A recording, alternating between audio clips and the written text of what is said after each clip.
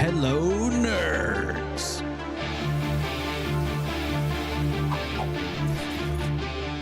Hi.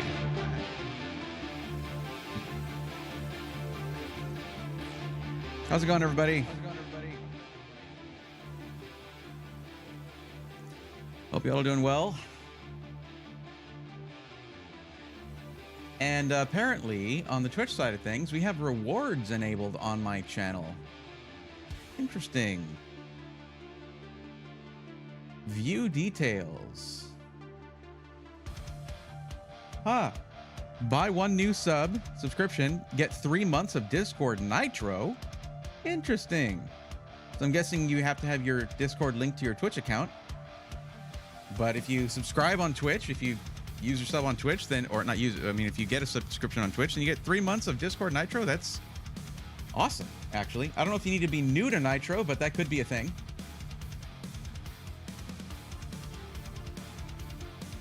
What's up, Crash? How's it going? Cobra 6 Delta, how are you?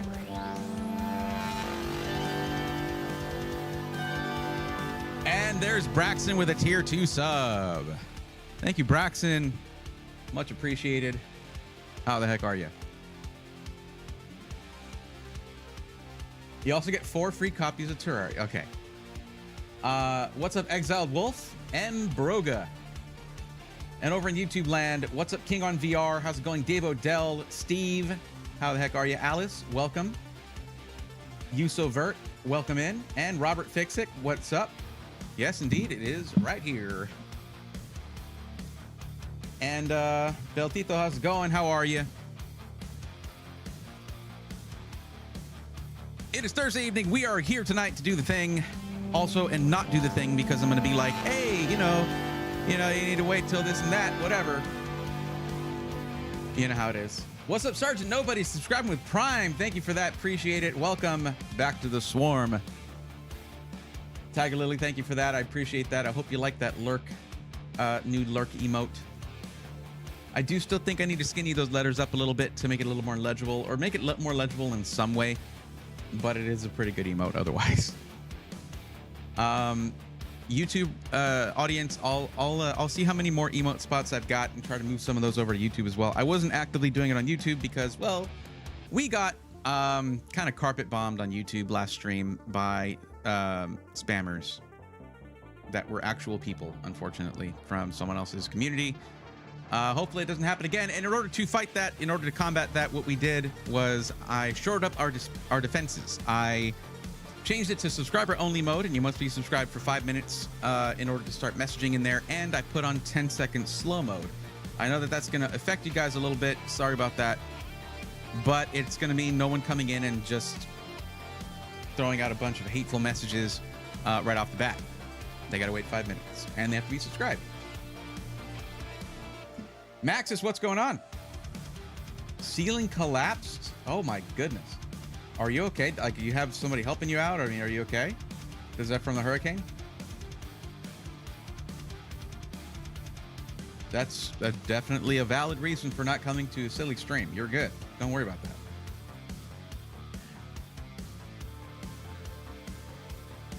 Good tonight. I received my PC a day ago. Awesome. Congratulations. Crash, that could be the reason. That could be it. How am I feeling today? I got into a food coma earlier. We had some brisket queso dip, like a big thing of it. We were just not on that. It was really, really good. It was because of the hurricane. Yeah, that does make sense. Yeah, no, I get you. I hope you're getting that sorted.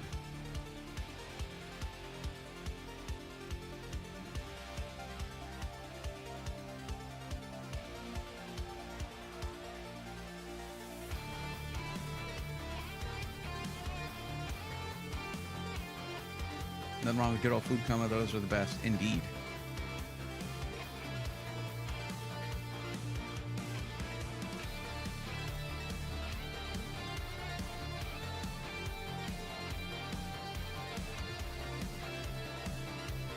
So, Max, I mean, is that stuff being worked on? I mean, what's the situation there? I mean, I know that there are relief efforts all over the place.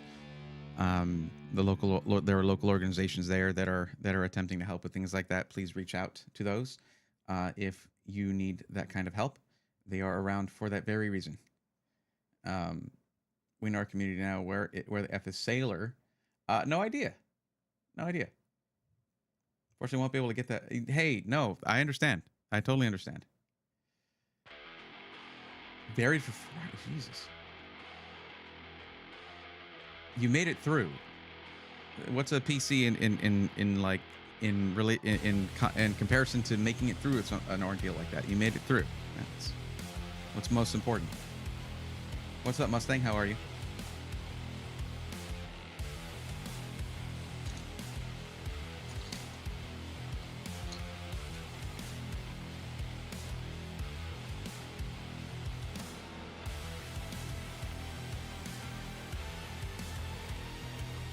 We have been through a few hurricanes out here in South Texas, and it's been pretty rough before. Evacuation, cleanup, things like that. Mandatory overtime when I was doing ISP work, so I had downed lines, things like that, getting that all fixed up. It for weeks. It's not a fun time.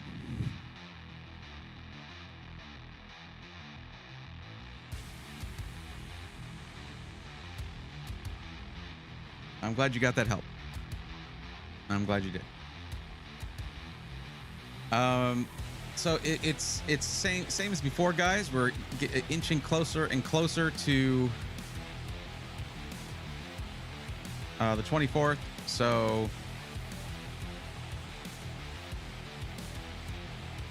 not a whole lot that I can do personally on that front. Yo, Braxton coming in with a tier 1 with 5. Hold on. Thank you, Braxton, for gifting 5 tier 1 subs to the community. Let's go, nerds. That's tier 1 sub for Smelly Nelly 1971, Ubu, Susie Spainer, Withy Sam, and Silent Furies. And Sergeant Nobody gifted a tier 1 sub to Bona 580. Let's go. Welcome to the swarm, everybody. Not gonna lie, yeah, I can imagine.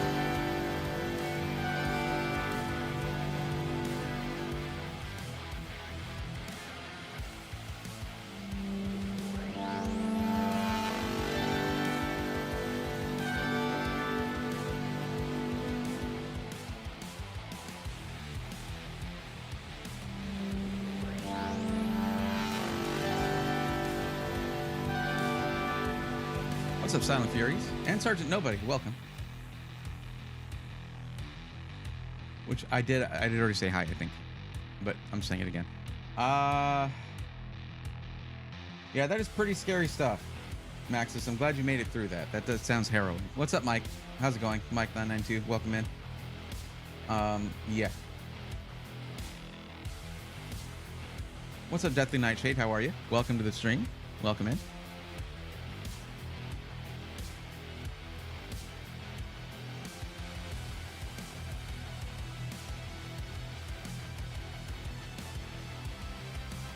Okay. Oh, something I forgot to turn on. Let's see. I want to see how much of a difference it makes. Let me see.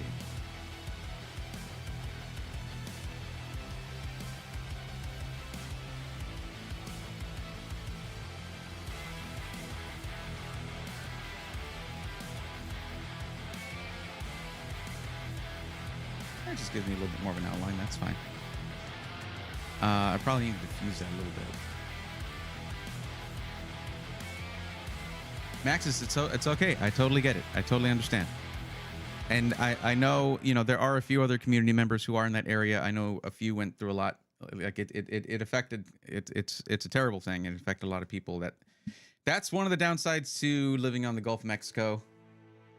Those things come in and they wreak havoc, and it's just like, okay, let's clean up and wait for next hurricane season. And we're not even out of it yet. Thank you, Crash. Appreciate it. Silent Furies, you're doing great. Picked up the new Xbox Series X digital system at Walmart. Interesting. Cool. Welcome, Showtime. How's it going? Jerry's Carpet, what's up? What's up, Raytheon? Like new background. Thank you very much. We went through quite a few options to settle on this one. How am I looking on the desktop front? Let me see. Everything seems pretty good. I still have this little section right here. That's not ideal, but it's okay.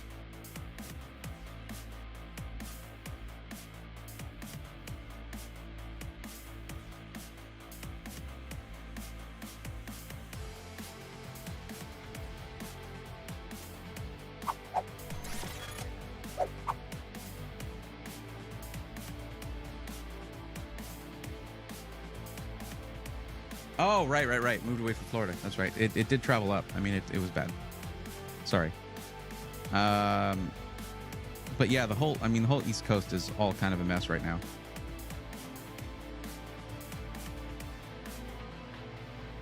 Makes me wish I had a bigger platform so I could do more about it. But I mean, we can't do nothing about the weather, unfortunately. But I mean, so I could actually do some towards the relief efforts.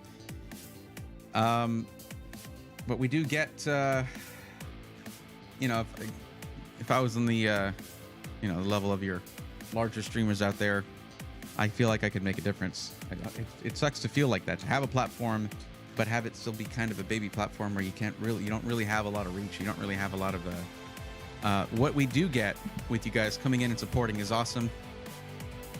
And maybe we'll do something coming up for an upcoming stream where we can do a fundraiser of some kind for a nonprofit out there. That'd be good. It wasn't if it wasn't for bad luck, I don't think I'd have any luck. I'm trying to smile about it. That's good. That's good to hear. You gotta be. Yeah, that's good to hear. I do know that feeling though. Where it's just like, really? Now this? Okay, that's great.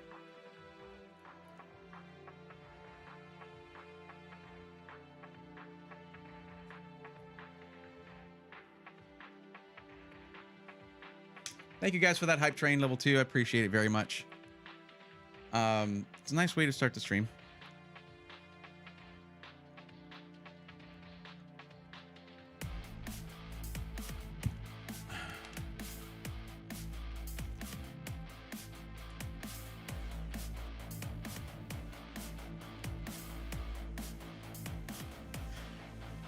Okay. So now we figure out what we're doing, because this is, you know, what we normally do, everybody. These are PC matchmaking streams, and anyone who doesn't care about the stuff coming out in like a week, in exactly a week actually, can choose to have me help them set up a PC if you want. And actually there are some places that have the new stuff for pre-order from Intel. The thing is, we haven't seen third-party reviews yet, so I hesitate to recommend that to anybody. I don't know anything about it yet. I mean, we know what they're telling us. We don't know the full story until third-party unbiased reviewers get their hands on it, which they have their hands on it, and they probably have their content almost ready to go. They're just waiting for the embargo to lift. Once that does, and I've heard what I need to hear, then I'll be more open to doing that.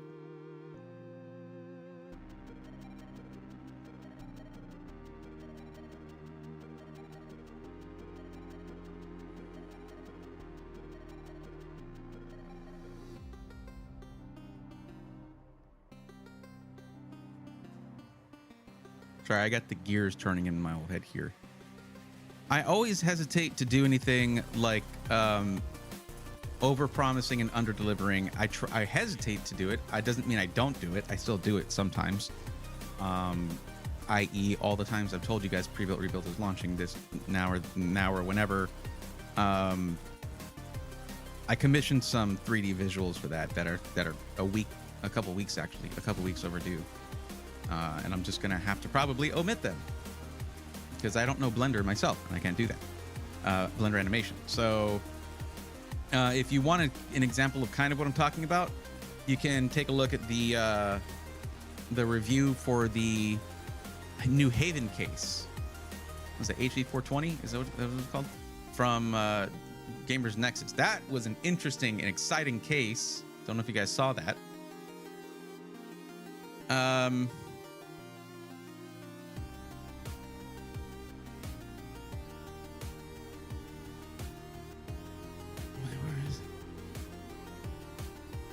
think it was HV 420.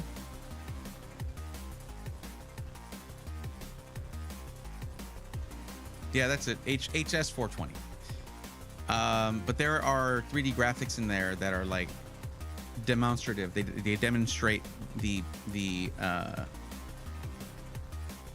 concepts that are being spoken. And I can go without it, I suppose.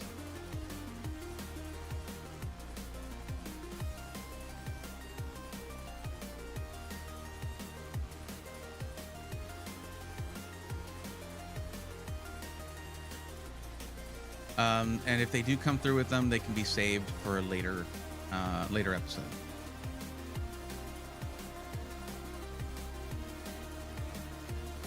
Does anyone else miss the Mii's, or is it just me? I mean, that was a cool thing from Nintendo. All right.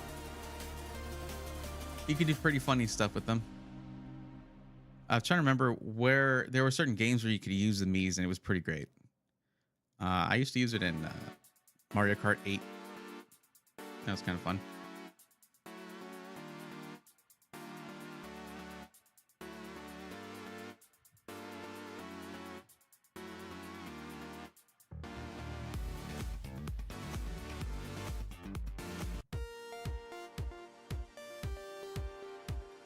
Okay, so what we are going to be doing is, so again, if you're looking for help with anything PC related, like not anything PC related, but if you're looking for help finding a PC that's right for you, or a parts list for a DIY build, whether it's pre-built or a parts list, doesn't matter. Those options are in the form. You, if you're in YouTube chat, click the link in the description. If you're in Twitch chat, it's going to pop up now and then like it just did. Click that link and fill out the form. But most people, I'm recommending hold off until the launch of Arrow Lake 200S CPUs and motherboards and stuff on the 24th, which is a scant single week away from today. And check that out because it's 1 week. It's 1 week difference between you ordering now and then, and you could be on either the latest platform that's just coming out, or you can get probably a pretty solid discount off of the previous platform. Either of those is a very good thing and generally worth waiting a week for. What's up, Angry Beaver? How's it going? Welcome. USB 3.0 hub plugged into onboard 3.0 USB port continuously will disconnect. Connect, disconnect. Any suggestions? I tend not to use hubs. Oh. Okay. I don't really usually get this, but an anonymous gifter has just gifted 5 tier 1 subs to the community. Let's go, nerds. That's a tier 1 sub for Just a Lemming, for I Am Bredder, Strategoi 11, who is JMD, and OG08. Welcome to the swarm. I think I know who this is. Can't hide from me. I mean, those who want to remain anonymous can. That's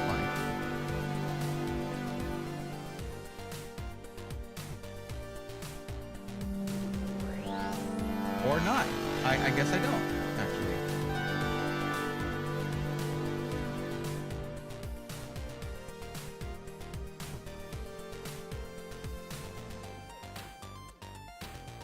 Oh, I got my Twitch back. Oh, good. OG. Okay, it's OG. Okay. Or Og? Is it Og? It's Og. Og or Og? Thank you, Showtime94, for the Prime sub. Well, I mean, they also had Mii's on Switch as well. It's going good, Break. Glad to hear it. 9000 series is rather expensive. That's because we've been looking at discounts on 7000 series, which is a two-year-old series of CPUs. So yeah. Yeah, it was heavily discounted over the summer in Canada at least. Yeah, it was. That's why it seems expensive. But you have to look at new MSRP versus previous MSRP, not versus discounted price. But Max says, welcome back to Twitch, and I certainly hope that you're not over here gifting subs after going through a hurricane and having your ceiling collapse. You hold on to that. Hold on to that money. So it's, oh, one-handed gamer, OHG. Okay, OHG. All right, got it. This is PC. Got it. Okay. I'd argue that it's not the same on Switch. It's mostly the same on the Switch. Like, it's not going to be identical. I thought it was a little bit better of an experience, actually. But then they kind of got rid of it. Okay, all right. Well, an anonymous gifter gifted another 5 tier 1 subs to the community. Let's go, nerds. That's wow. Okay. That's tier 1 sub for Sega. Nisi K, Warm Eagle finally gave in, and Deathly Nightshade. Wait, didn't someone else just give the sub to Deathly Night? Yeah, okay, that was. No, it was you. Okay, well, thank you. Gifters Igor. Igor doesn't go anonymous. Igor will usually be like, yeah, it was me. What's up, Robert? How's it going? Oh, I already said hi to you earlier, but yeah, it's getting a little crazy in here. Indeed, a little bit.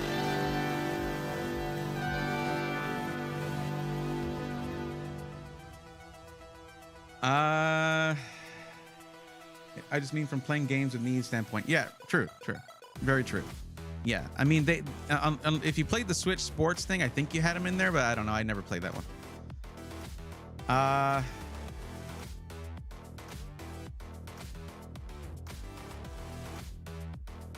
So yeah, most people who submit the form, go ahead and do it. Get on the list, but I'm going to tell you to wait. You don't have to. I can just do this. You can get something now if you want, but it won't even arrive before the new stuff is launched in most cases. So not recommended.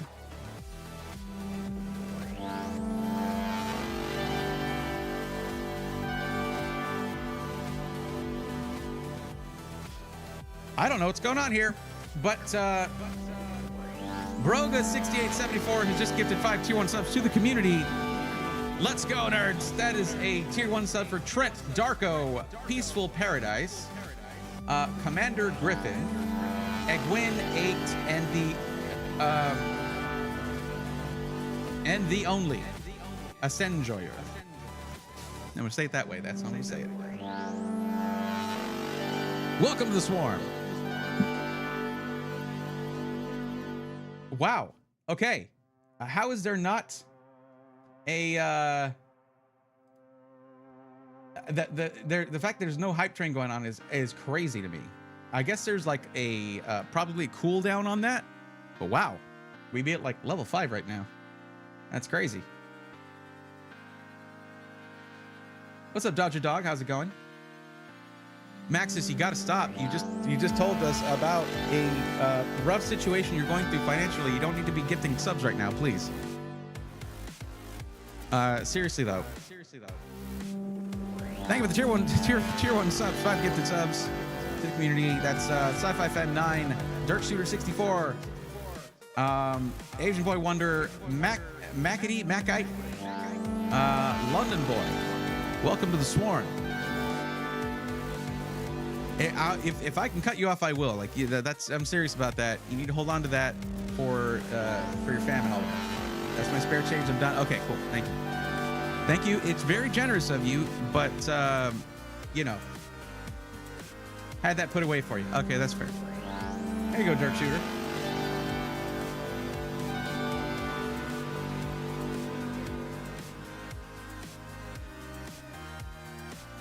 Okay.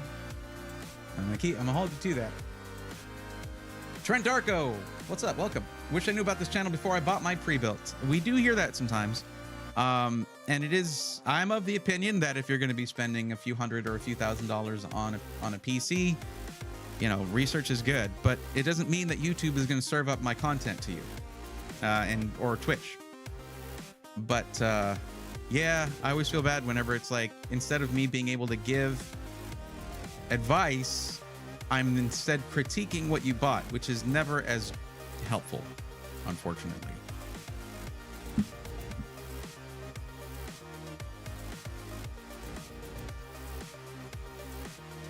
Okay, that's awesome too. Cobra 6 Delta Gaming just subscribed for tier 1 on Twitch for 3 months in advance. Let's go, nerds. That's awesome. You're stuck here for sure now. Welcome to the Swarm. Soulsden, Yo Braythorn, I finally got my Talon in. I'm incredibly satisfied with what I got. Awesome. Yeah, that is a very unique and luxurious unboxing experience for sure. So I hope you enjoyed that. Rumor has it that the 9800 X3D is going to be $499 at launch. Well, that would be unfortunate. That'd be $50 more than the 7800 X3D was at launch, if I'm not mistaken. Or was it 470? Was it 450? I think it was 450. But that's rumors for you. We've had them throw us for a loop with rumors before.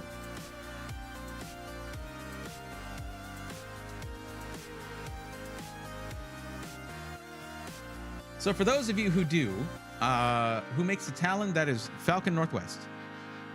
Falcon Northwest's SI Royalty, the OGs, the company that invented the concept of a gaming PC pre-built company back in the 90s. So yeah, for anyone who's filling out the form, be aware, my blanket advice being that we're one short week away from the launch of 200S series CPUs, Arrow Lake CPUs from Intel, Core Ultra 200S. We're a week away from that. I'm not going to suggest throwing your money at anything until those launch. I was soft on that before. I'm pretty adamant about it now.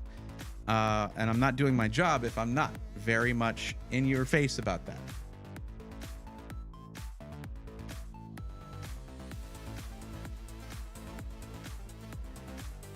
Solzin, probably one of my favorite things about the Talon is the fact that it's compared to other mid-tower cases, it's quite compact. They really pack a lot of performance into that enclosure. It's quite nice.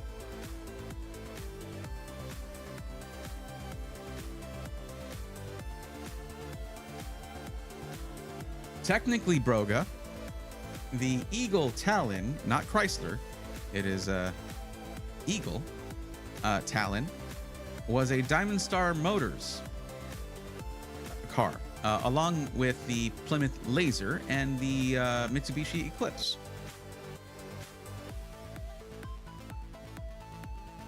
And Diamond Star Motors was a collaboration between Mitsubishi and Chrysler, but they didn't release any cars of that platform under Chrysler. It was only Plymouth and Eagle, both now defunct automakers. I just looked on Wiki. In some ways, I'm rusty, but in some ways, I myself am something of a shallow car wiki myself. I'm very much into cars, even though I don't show that very often. And it's funny, you don't realize this until you see, it's hard to realize this until I've met some of my contemporaries in this field of tech, YouTube, tech content creation. But most tech nerds can also be car nerds. There's a lot of overlap once you get to a certain point.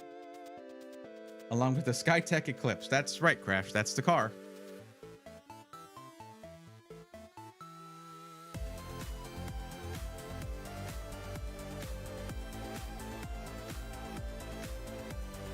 It's simply Avi. That is a long sentence for just saying hello. Hi.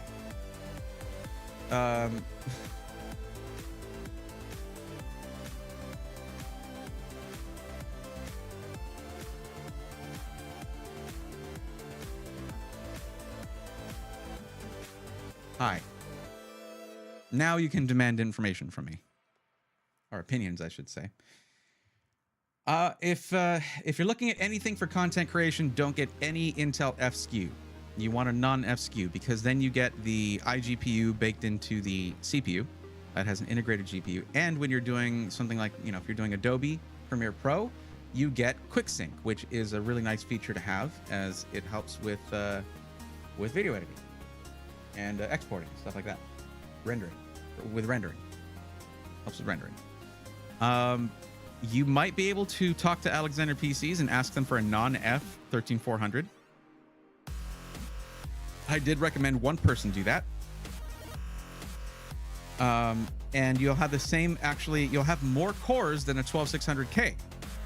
12600K is going to have, well, actually, you have the same number of cores. 12600K has 6 performance cores, 4 efficiency cores, and the 13400 has 6 performance cores and 4 efficiency cores. That's right, get the F out of there. That's what I like to say.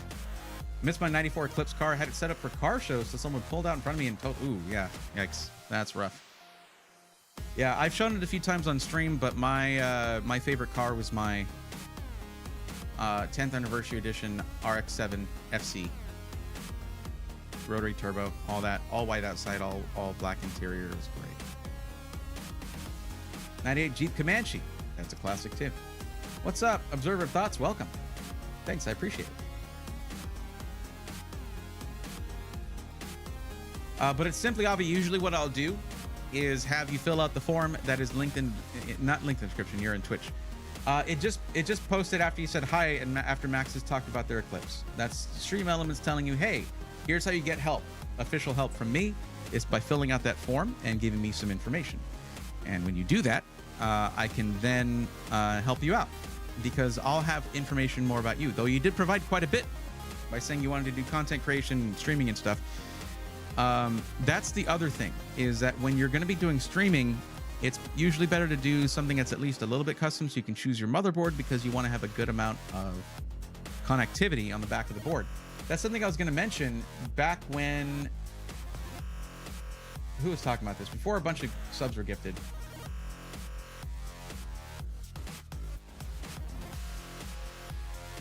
Oh, it was Cobra 6. Cobra 6 talked about the USB hub plugged into onboard 3.0 port. The thing about onboard ports, like in the back, those still have shared controllers with other USB ports there. What I would probably recommend would be even then, instead of using a hub, just get yourself a PCIe expansion card. Instead of using a hub. It doesn't matter how good it is, how high quality it is. There's some devices that do not like hubs, that want more of a direct connection. So if you get yourself a PCIe USB 3.0 expansion card, then you're gonna have direct PCIe lane connection, and it's gonna be much better. I was back when everyone was throwing as many speakers and amps at the radio that they could.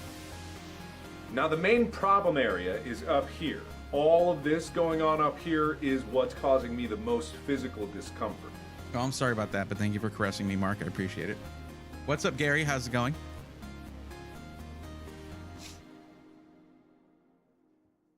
Okay.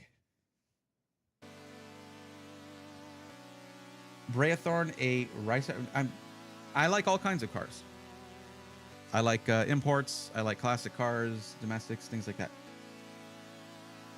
Oh man, there was an Eagle Talon 1G Eclipse all-wheel drive that ruled the street races here for a couple of years. It just looked like a regular car. That was a crazy thing about DSMs, was the fact that you could roll up to, if you were like at the drag strip and you rolled up versus a Civic, the Civic was going to have like fat front tires, and it was going to have like maybe bars in the back, things like that, just to get that front end traction, things like that. And they could be very, very fast, to be clear, but you would see like a Laser Talon or an Eclipse roll up, and it looked like it just rolled in off the street, because guess what? It had. And then it just smokes it because it was turbo all-wheel drive 4G63 engine. Was a very good platform and could handle a lot. It was a cast iron block that could handle a whole lot of horsepower. Really, really great cars.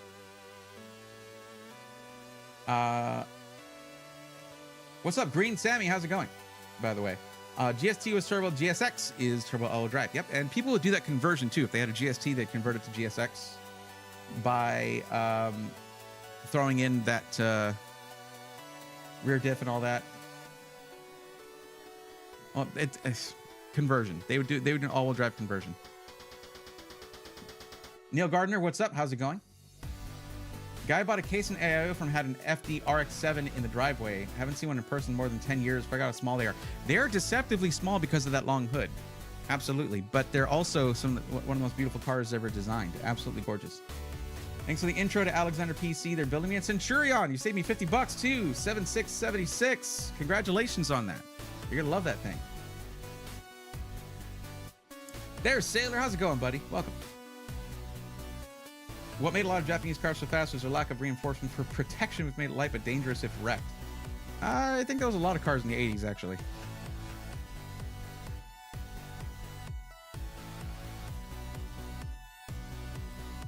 Had no backseats to 20-inch subs? Yeah, see, I just did an active subwoofer. If you look at the RX-7, there are these bins right behind the front seats, like they're elevated a bit. There are these bins, and I was like, I went to a local shop there, and I was like, yeah, this is perfect for an amp and a sub. And they're like, oh, we got an active sub, a focal thing that would basically, it was the amp and the sub was attached, and it was very low profile, and they just mounted it in there perfectly. So it was so discreet, but it had the punch that I wanted. I didn't want to rattle my teeth out. Did the door speakers and a head unit, and I was done. That was it. It just sounded awesome. And then I got Bluetooth, and I was happy. At 25, I shattered my hatchback window while it was a good and a bad day. Yeah. Okay, you got it. You got it, Gary. You know how to do it to announce my presence with authority. Hey, Bray, I have a question. Can cold temperatures affect PC fans? Generally, no. I mean, when you say cold temperatures, how cold are we talking? Because everything is affected once you hit certain temperatures. Yo, thank you for grabbing that membership, Anton. Appreciate you very much.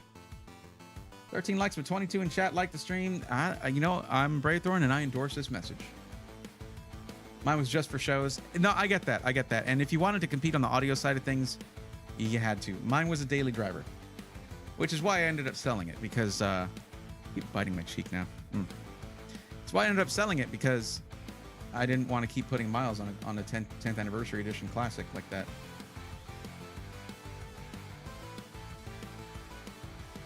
I miss car builds. I want to do a car pewter again. Never did a car pewter. What's up, Ben Honda SDK? How's it going? Hello, Braythorn. How are you? I hope chat's doing amazing. Yeah, we're good.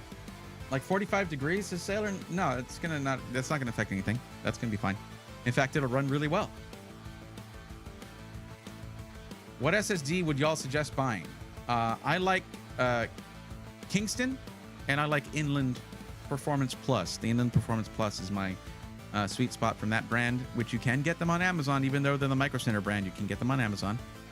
But also Kingston Fury or Kingston KC3000. Really good. Did I say that right? Yeah. If you're ever looking for help with that, you can go to the SSD lists.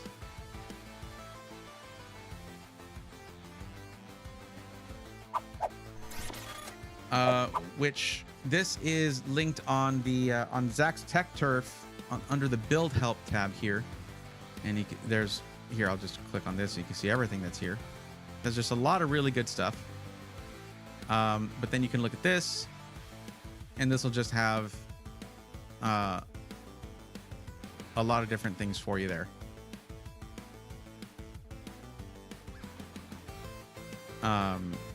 Now, if we look up by brand, and we say Control F Kingston, there we go. There's the KC3000 I was talking about. Basically, if you want a really good one, just go by high end, or rather here, high end NVMe.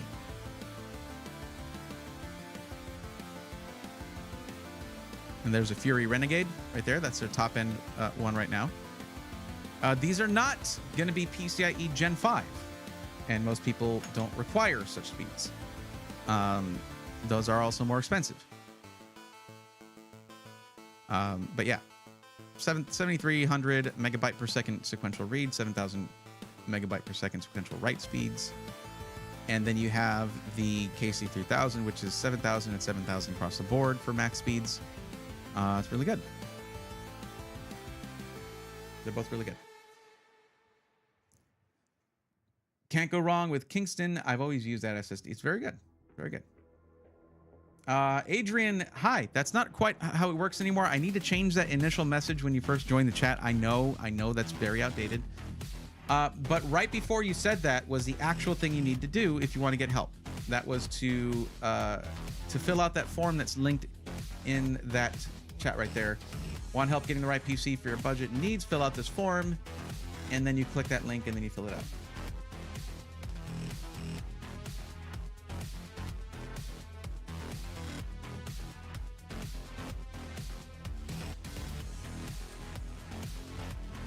Now, for those in YouTube chat, now that we have some more people there, just letting you know things are a little bit different right now because of the thing that we experienced last stream on Tuesday. I now made it subscriber only, which is free, of course, and on YouTube. It's just like following on Twitch, subscribing on YouTube. It's subscriber only, and you need to be a subscriber for 5 minutes before you can chat there. And it is in 10-second slow mode, so you can't chat more than once in 10 seconds. And that is to combat things like what we experienced then, so we don't have to shut down the stream again.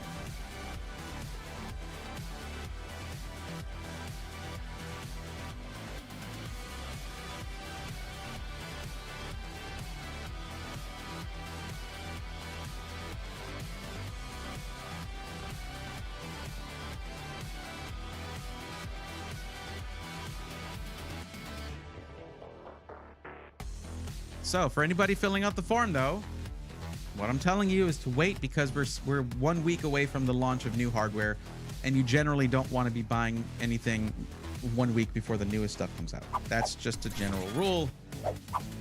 It's because you'll either save money on the whatever becomes the previous gen, or you can get the latest gen with the same money that you would have spent anyway. Do you think a Dell Optiplex? No. No. For $281, do whatever you want, but I'm not going to guarantee you. First off, I mean, RX 6400, man, no. If you're looking for something, you're going to have a better experience than that on a console. You'll want to just game on a console if all you're trying to do is game. Unfortunately. What's up, Commodore 256? Whenever you're coming in with a budget of something like $300, I will tell you that you should get a console instead because you'll have a better gaming experience. They are dedicated gaming machines. That's just where I'm going to go with that.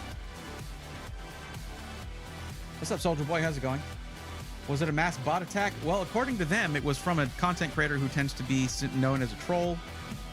And it was their community. But it could have been a bot attack because it was a lot of the same message over and over. So I hesitate to blame that content creator because it could have been one person that doesn't like them saying that it was from them. And the very same thing could happen to me.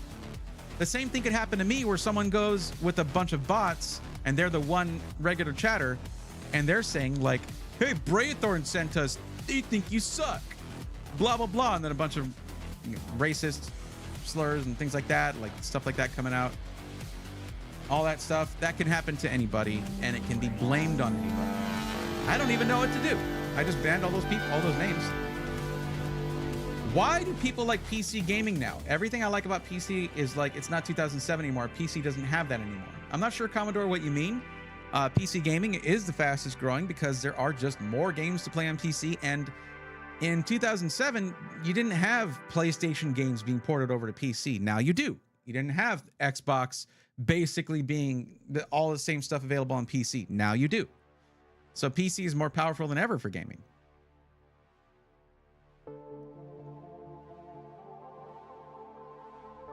Yo, what's up, Toaster? Toast with the most. Good to see you, buddy. And thank you for that tier 1 sub. Welcome back. currently on a 38-month streak. Goodness gracious. How are you? Some people always prefer PC, says Maxis, if not just for the faster turning speed and more button access. Well, I mean, using a mouse is always going to be better than aiming with an analog stick. Always, always, always, always, always. Yeah, unless you have an analog stick like that big that you can just move around, kind of like a mouse. But then, even then, you're not picking a position. You're just telling it, move. Okay, stop moving, right? Instead, with a mouse, you pick your position where you're looking. It's very different.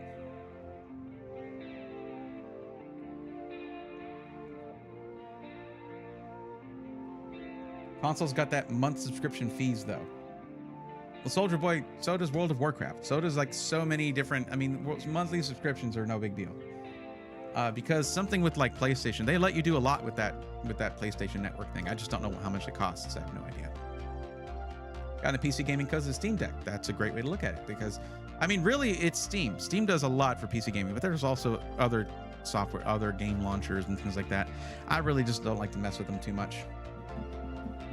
I don't know how to play with a mouse and keyboard yet. Well, you didn't know how to you weren't born knowing how to play with a controller. But also, guess what? On PC, you have the option to play with controller because PC gives you all the options. There you go. And you have more options as to what kinds of controllers you can use. I mean, I've got this one for retro gaming. Though this works with the Switch too. But yeah, it's PC gaming is where you're not locked into anything. They don't tell you how to do things. They don't tell you what you can do. You can do anything with PC gaming. Modding is such a much more rich experience with PC gaming. Igor coming in with 2 tier 1 subs. Welcome, Igor 1980. How's it going, buddy? How are you? That's tier 1 sub for Araxnus and Yazofril. Okay.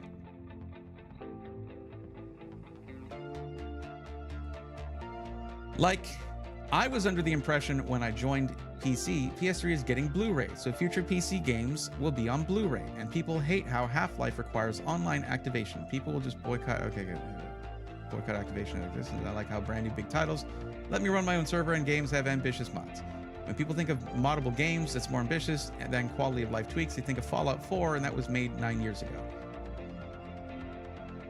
It sounds like you really believe what you're saying, and I'm not against that, but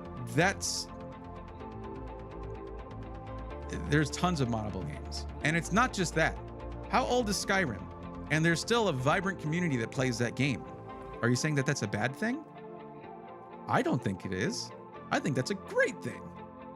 And also think about this. I bought GTA 5 3 times. I bought it on PS3, PS4, and then I bought it on PC, and I never bought it again because I had it on Steam, and any updates and things like that were just done through Steam. It was great. And so for a long time, it's been better. And for modding, taking a game that people love and making it better, I hope there's more games. I play a game that's 30 years old. I play Super Metroid Map Randos because I can do that on PC with an emulator. And that's taking a 30-year-old game and breathing fresh life into it and making it, taking my favorite game and making it replayable infinitely. I'm tired of extending old legacies. I want to see something new that will become the legacy of the future. The legacy of the future. That's an interesting way to phrase that.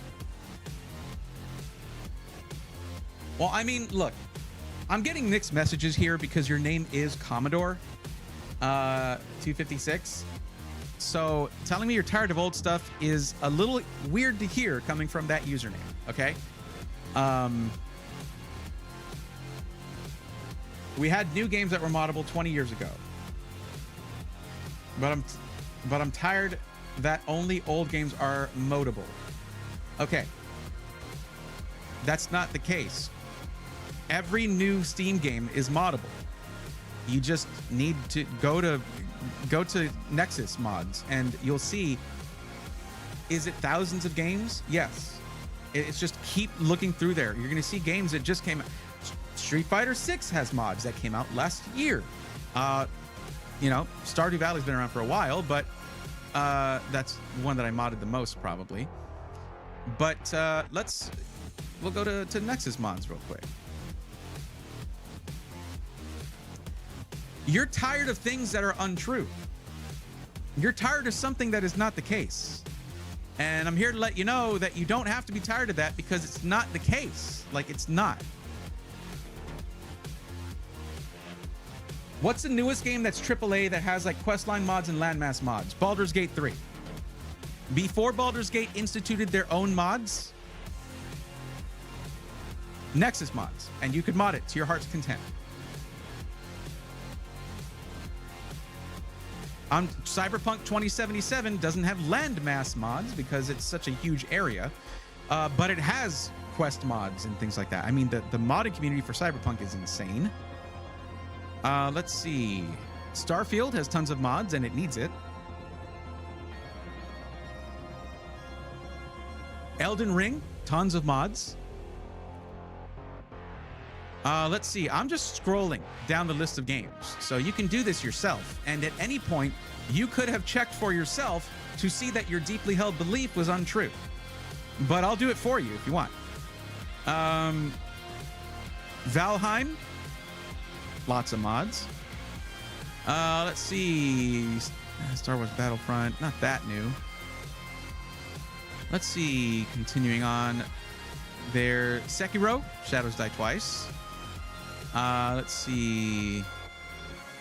Remakes of Resident Evil, so that's like the new engine and stuff. Hogwarts Legacy, new game, newish. Let's see.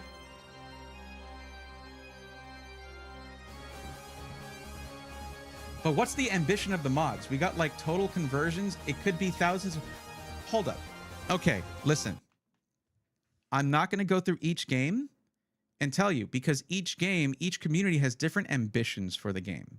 You just need to understand that no matter how far you push this, if you don't look for yourself, you're going to assume things that are untrue. There's simply a ton of modding communities. For every game that comes out that is moddable, which is most of them on PC, there's going to be mods for it. And if you're curious, well, here, there is a search function right here. This is on Nexus mods.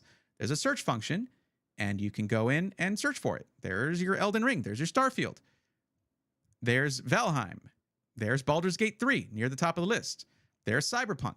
These are all very, I mean, Cyberpunk's not that recent anymore. What was it, 2017 that it came out? I don't even know.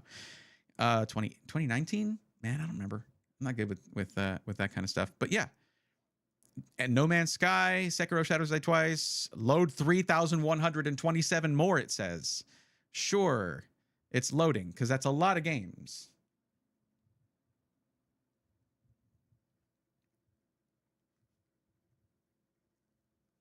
I tried the search. This is more of a human question of my high ambition standards.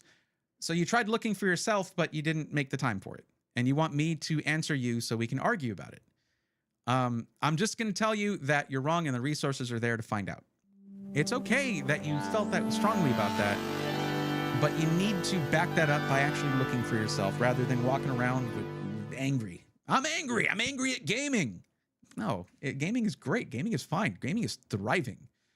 It's awesome. Turdog, thank you for the tier 1 sub. I appreciate you. How the heck are you? A Commodore, I'm actually happy that you brought all that stuff up because I'm happy at the thought of you being excited about gaming again. Because it's awesome and it's doing very well. Consoles, okay, I already talked about that. I play with a controller because of carpal tunnel. Sailor, that makes a lot of sense. That makes a lot of sense. I've thought about doing a hitbox before. I thought that'd be pretty cool. Because of my essential tremors, actually. Console gaming subscription 6 costs about $15 a month now. Someone considering a $300 PC might not want to spend $15 a month every month forever. But Soldier Boy, consider this. when you're in that situation, it's easier to come up with smaller amounts of money over time rather than a large lump sum to buy a PC. Simple Green, faithful to my mouse keyboard. For gaming, I keep a controller plugged in for flight or driving games. Right. Simple Green, that is me too. That's exactly how I play like GTA Online whenever I used to play it. I haven't played it in forever. Was running around and shooting was mouse and keyboard, but driving was controller, and flying was controller. But thank you again, Turdog, for that tier 1 sub. I appreciate you very much. And also Araxnus, I hope you're doing well. I don't know if I said hi to you earlier when you came in. I just called it out when you got a gifted sub, but hi. I'm doing great. Gaming is great. Playing RDR2 on high and getting over 120 FPS is just, well, so nice. Oh yeah. Whatever limitations are enforced upon you by console gaming are not necessarily going to be forced upon you by PC gaming. At that point, it's going to be like, save up, buy the bigger hardware if that's what you want. You can get yourself a monitor that's over 500 hertz if you want to, if you have the budget for that. It's kind of the sky is the limit. Plus, you can't exactly easily mod a console, and you can't necessarily easily repair a console. PCs are much more friendly in that regard. Not saying it's impossible on consoles, but you can't exactly swap out the CPU. Can't exactly upgrade the soldered on RAM, you know?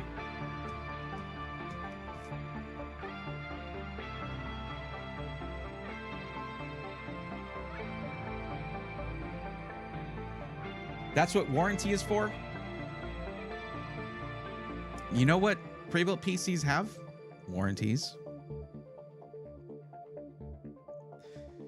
But also, warranties expire, and they'll find, you know, with people, you can't tell me people haven't had issues with Sony or Microsoft not honoring a warranty because of one reason or another.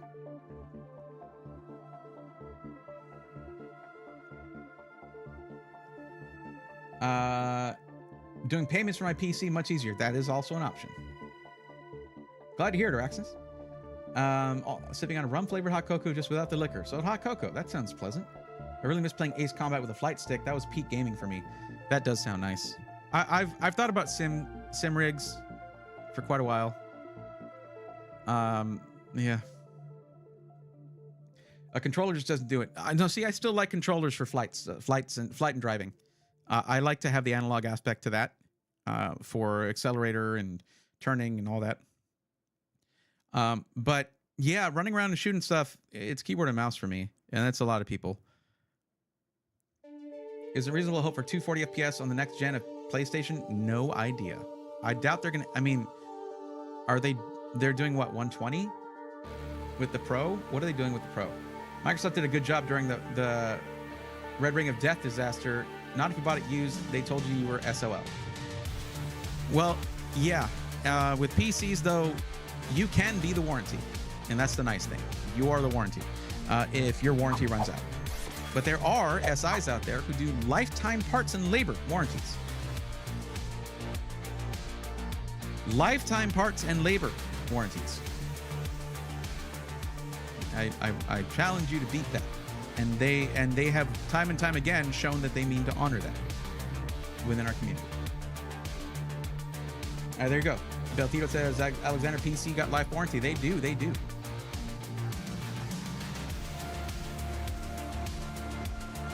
Great guitar. Are you talking about the music? I do love me some backingtrack.gg. It's awesome stuff.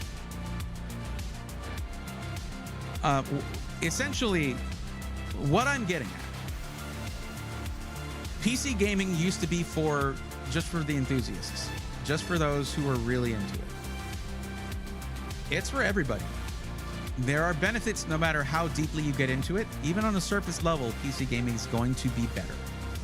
And there's a reason why consoles are more and more, every generation, more and more like PCs. Because this is what people want. You want those features whether you know it or not. And the features are there.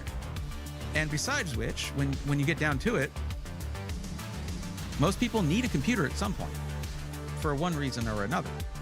And this way you game on it, and I mean, there are people who have their setups where they have a console there for when they want to play their exclusives, which that is getting to be less of a thing, you know? It's getting to be less of a thing. Exclusives are less of a selling point, especially on the Microsoft side, where they're like, yeah, you can play this on PC, and guess what? Moving this over to PlayStation 2. And PlayStation's just like, no. They're really, they and Nintendo are the only holdouts when it comes to I can't imagine Nintendo ever doing a PC thing, but it could happen. Can I run a Fortnite or Apex server in my closet like I could for Quake 3? No. But that's fine. You could run a Minecraft one. There are plenty of games where you can run your own servers, but not Fortnite. They have their own servers. That's not a PC gaming thing. That's an Epic gaming thing. That's their choice.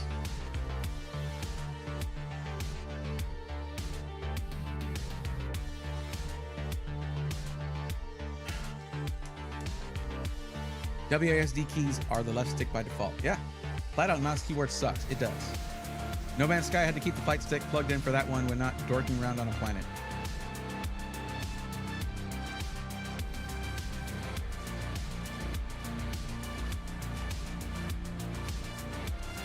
Storage was a problem on my old Xbox 360. I had the Elite that had the storage on it. And it was like 120 gigs or something. Man. No. Nope. Let's face it, we're in the era where we don't necessarily get to own every game that we buy.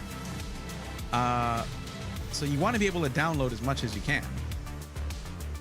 It doesn't make that much of a difference if they stop with certain servers. Like, I mean, you look at there's issues in gaming that affect PC gaming as well as console gaming. The Crew, I think, affected both PCs and console when that shut down. You can't get away from that. That's not a PC gaming thing. That's a gaming issue for the industry at large. And there's not much to be done about that, other than not buying a game if it's a live-only type of game, live service only.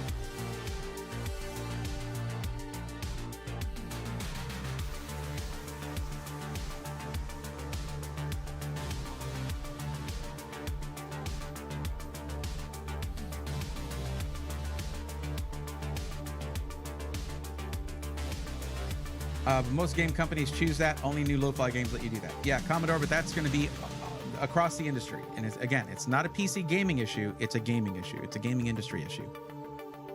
That has nothing to do with PC gaming specifically.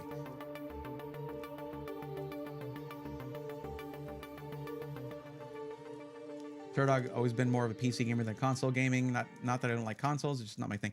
I love my Switch. I love the Switch. I think the Switch is awesome. I still haven't picked up like a Steam Deck or anything like that. It's just a cost that I wasn't able to afford. And I had a gaming laptop, so I was like, whatever, I'll just travel with this. But the Switch is awesome. It's a great console, and I'm looking forward to the Switch 2. But that's because, I mean, I'm a fanatic for Legend of Zelda titles, things like that, for, you know, a lot of Nintendo stuff.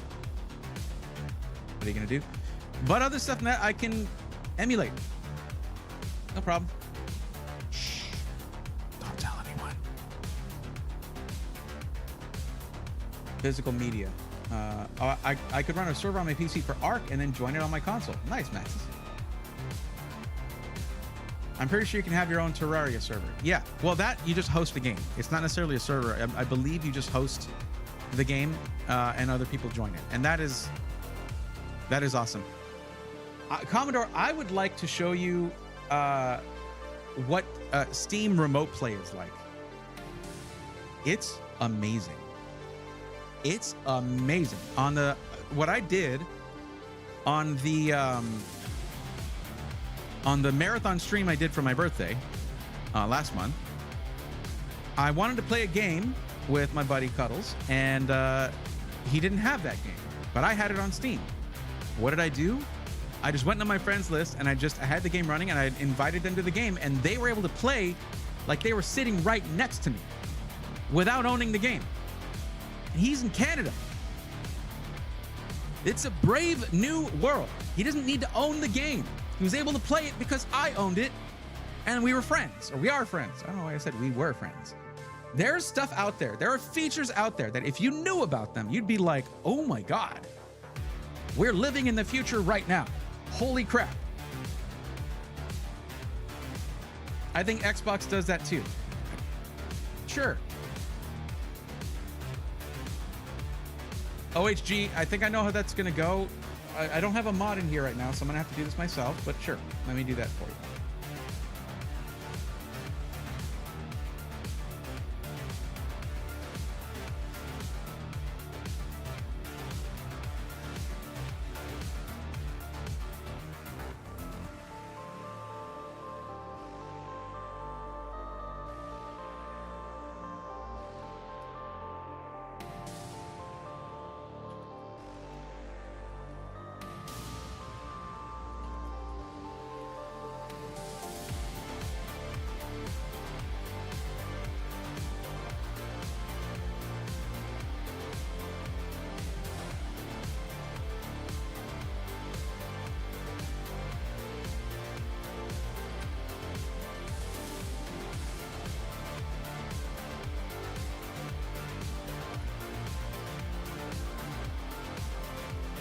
There you go. I know how this is going to go, knowing my audience here, but sure.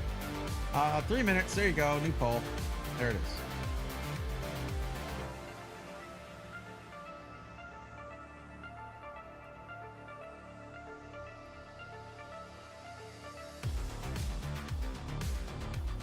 Can I vote for all of them? Sure. No, you can't, actually. You have to choose one. But yeah, no, it's... whether Xbox does that or not, with Steam, you have a library that is far greater than what Xbox allows for. So if you're going to look at it that way, well, you can do more of those on Steam. If they're multiplayer anyway. Or local, you can basically do remote local multiplayer, which is awesome.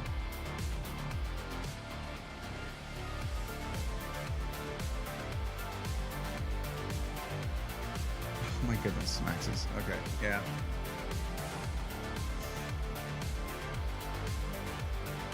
Yeah. That would do it.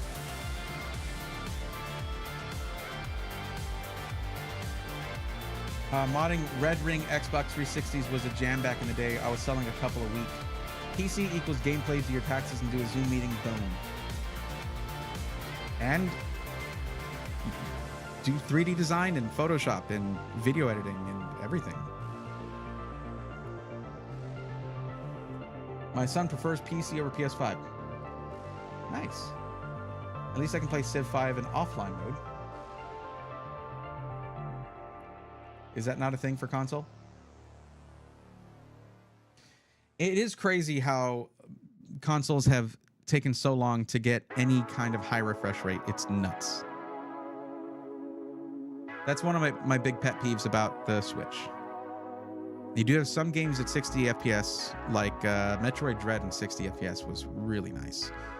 But yeah. My only regret with PC game is not getting into it sooner. He's laughing about it or for the morphine, but still, yeah. I imagine that the phone lines for homeowners insurance and stuff like that, or home insurance, are going to be pretty stacked right now, but should be able to get some of that stuff covered, at least.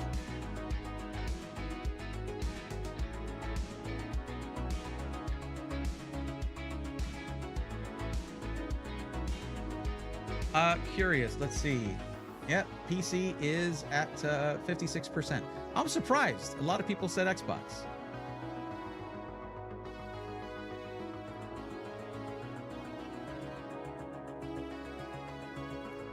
What's up, Jeff? How's it going, buddy? PCM aren't down with those imposter consoles. Jeff, to be fair, consoles, that's what I was saying earlier. What I was saying earlier was someone was coming in saying, hey, what if I get this, what was it?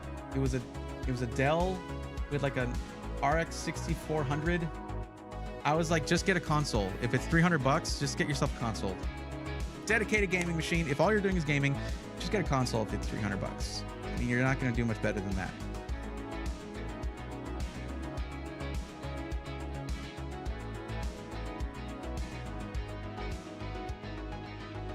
I miss when Xbox 360 first came out. Using the home network to watch movies from your PC drives was epic.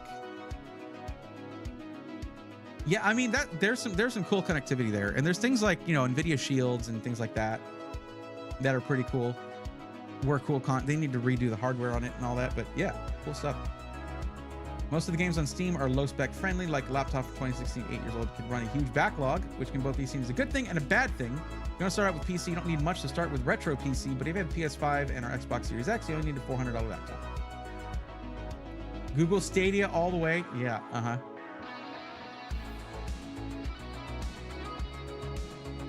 Yet another sad candidate for the Google graveyard. Okay, you're here and ready to start the stream now. Okay, guys, Cherokee Vapor's here. We're ready to start the stream now. Okay, let's get it started.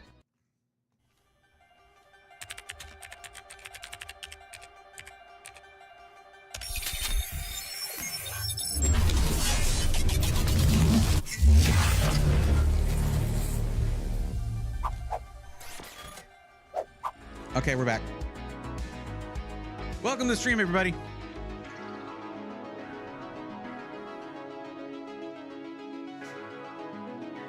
I was keeping it simple, Commodore. Basically, the prompt was off screen, put it that way.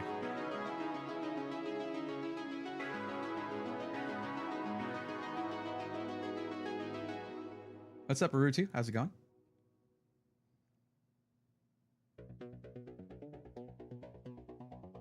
And for those of you who are longtime members of longtime viewers of the stream that weren't here for the last one, check out the emotes. We have like 3 new ones. Check them out. They're pretty good. They don't cover gaming consoles. They also value everything. Oh my gosh.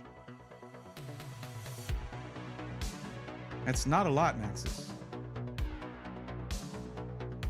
Honestly, you're not wrong. If it's just for gaming and you have a $500 budget, get a console. It says Jeff Duveau.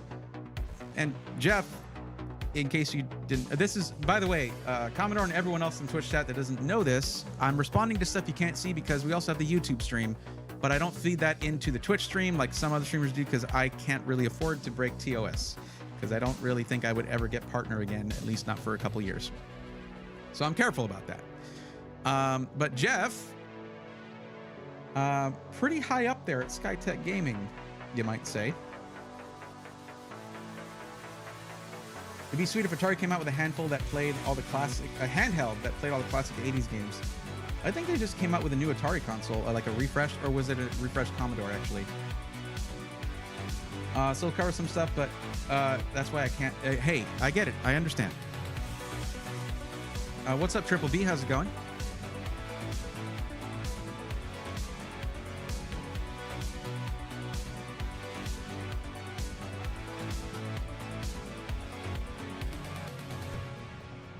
Xbox Series S with Game Pass, X with Game Pass is a pretty hard value proposition to beat. That's very true. That is very true. But you can also get Game Pass on PC. Not that I do, but you could. I don't know why I don't actually. Oh, because I don't really get to game anymore that often. Is the Ryzen 9000 series worth it? Worth what? Smeeb 7000? Hi, hello, greetings.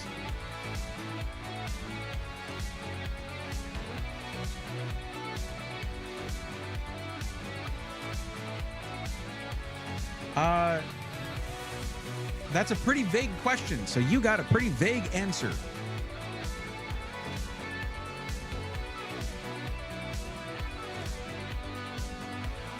The question of worth it is one of my least favorite.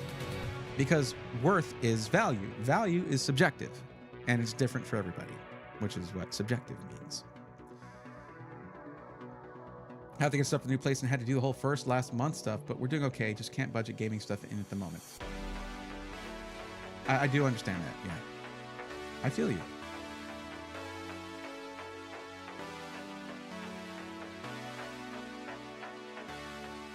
Man, I caught your last stream this morning, and damn, you had it rough, but kept it classy, my friend. My life was dying at your comeback to the hate raiders. That was, I had to shut down the YouTube stream. That sucked. That made me upset. Anything that gets in the way of me being able to hang out with you guys is annoying as hell. Jeff has switched it over to Twitch. Okay, sure. What's up, Al? How's it going? Good evening.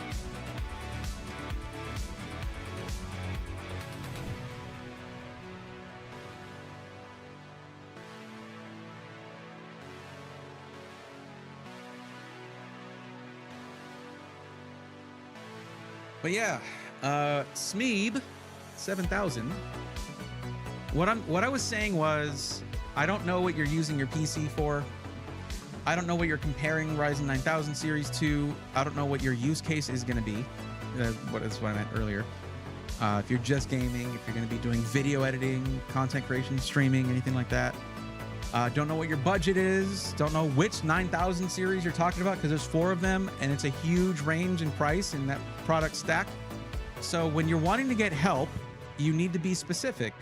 And I help you with that by providing a form that you can fill out. And as you can see, Stream Elements right there knew that you needed that. So that link right there takes you to where you can fill out the form, get on the list to get help. The form spits out information like this and puts you on the list to get help.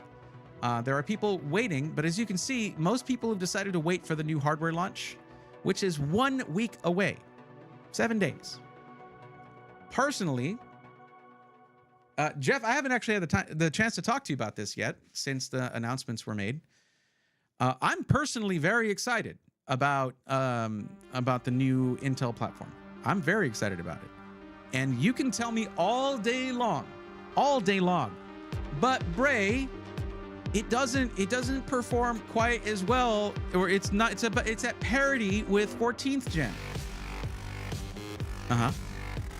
But it's the newer one, and it performs like the same in gaming. Yeah, no, go on. That's it. That's the problem. Well, it's doing that with half the power usage. Half the power usage, way less heat output. And I talk about SIs that have to deal with that problem all the freaking time. It's awesome. The performance was already very good. The CPU is not nearly as important when it comes to gaming as the GPU, so it's fine.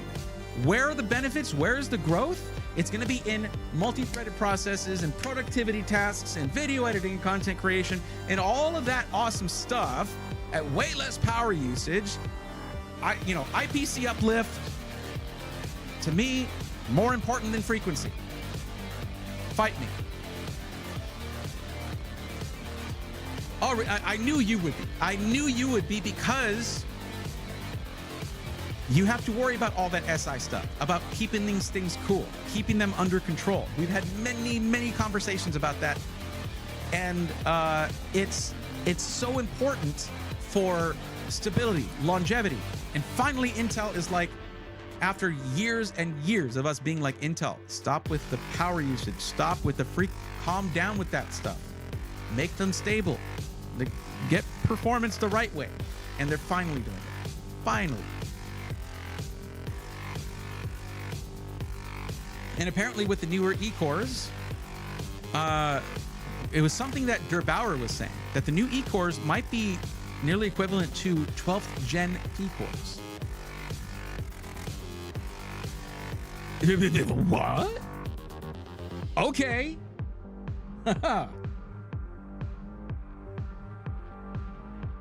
Yeah, Commodore, Intel did sort out their bugs a month before launching the new product. Oops.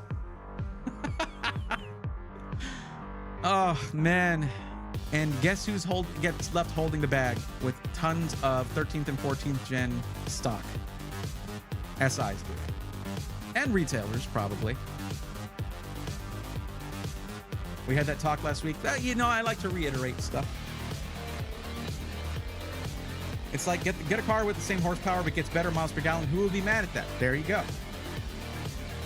As long as my work goes faster and I can game really well too. Being at parity with 14th gen is hardly a bad thing for way less power and heat. That's awesome. it's not like they're rolling back to like 12th gen performance. No, and 12th gen was good too. Remember that with gaming, especially at higher resolutions, the onus for performance lies upon the GPU. That is where the work is at. That's where graphics happen. So your CPU at higher resolutions does not have as much work to do because there are fewer frames per second coming from the GPU.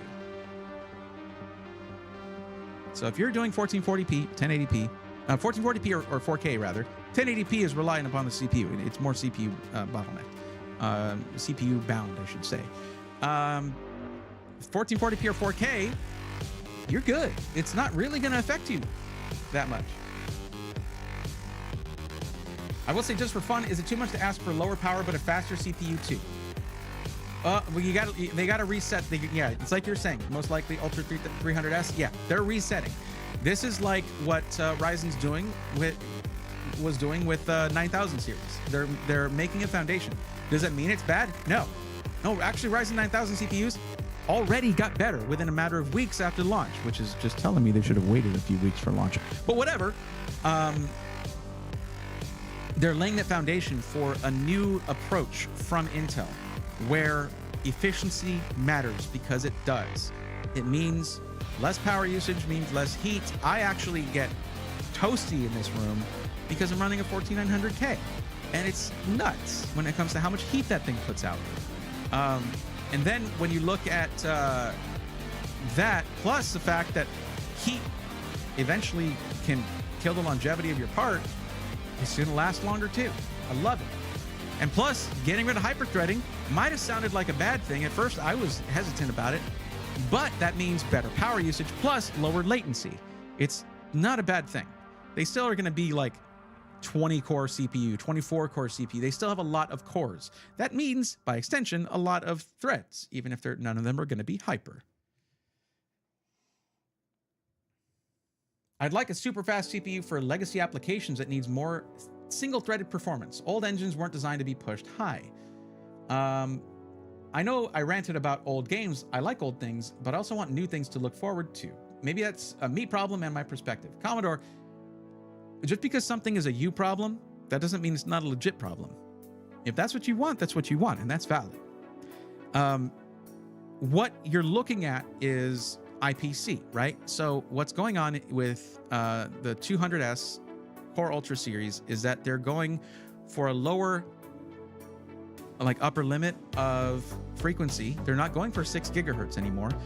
The 285K is going to go for 5.7, but they raised how many instructions happen per cycle there.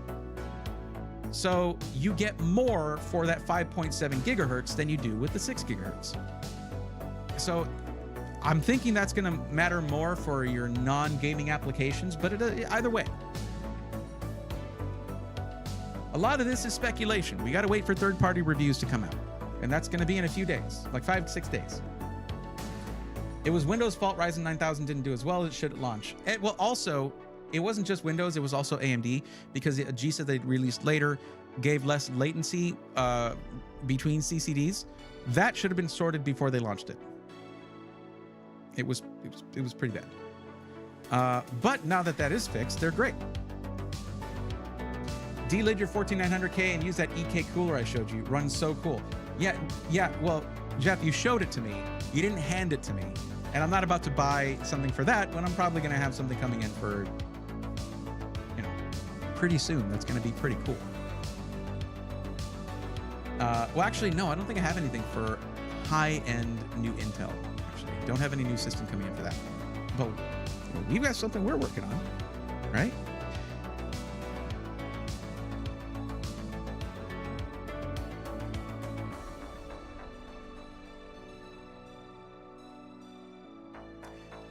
Who needs more fake cores when you have a lot more small real cores? Yeah, absolutely. Oh, and Jeff, also, like I said, I've never delitted a CPU myself. I've never done that. I've done a lot of stuff. I've been building PCs for 25 years. That doesn't mean, but I was always on a budget. And I couldn't risk, breaking what I had, unfortunately.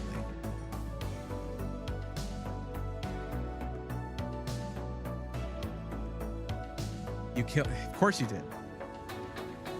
And the SMDs are actually going to get a little bit more complicated for the new gen stuff. It's your money, have it your way. Rurutu, absolutely, Burger King way. Reactions hyperthreading was useful when we still were gaming on 4-core CPUs. About time Intel got rid of it. IMO. Yeah, you know, honest, I was hesitant, but you're right. It is true. They served their purpose.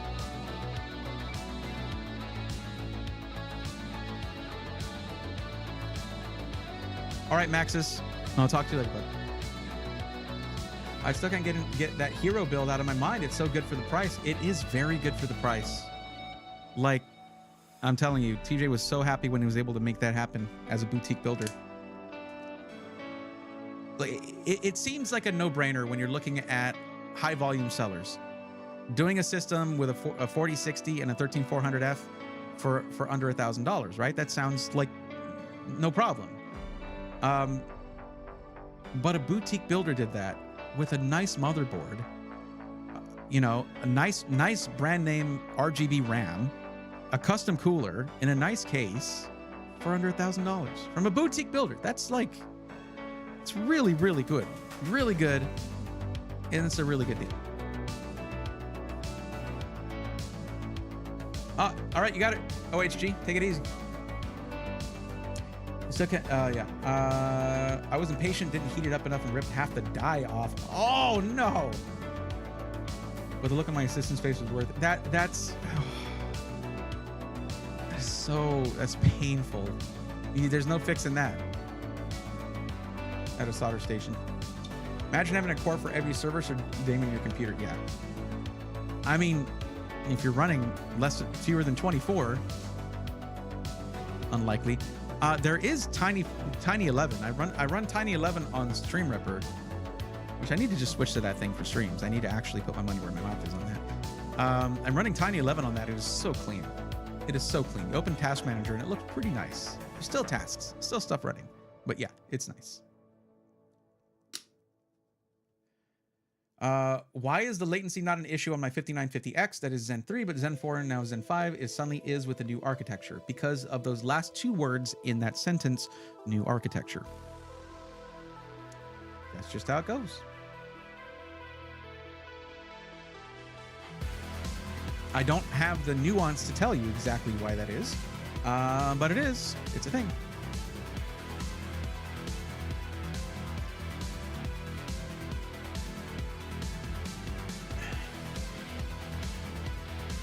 I haven't messed with it, Commodore, so I couldn't tell you what I think about it.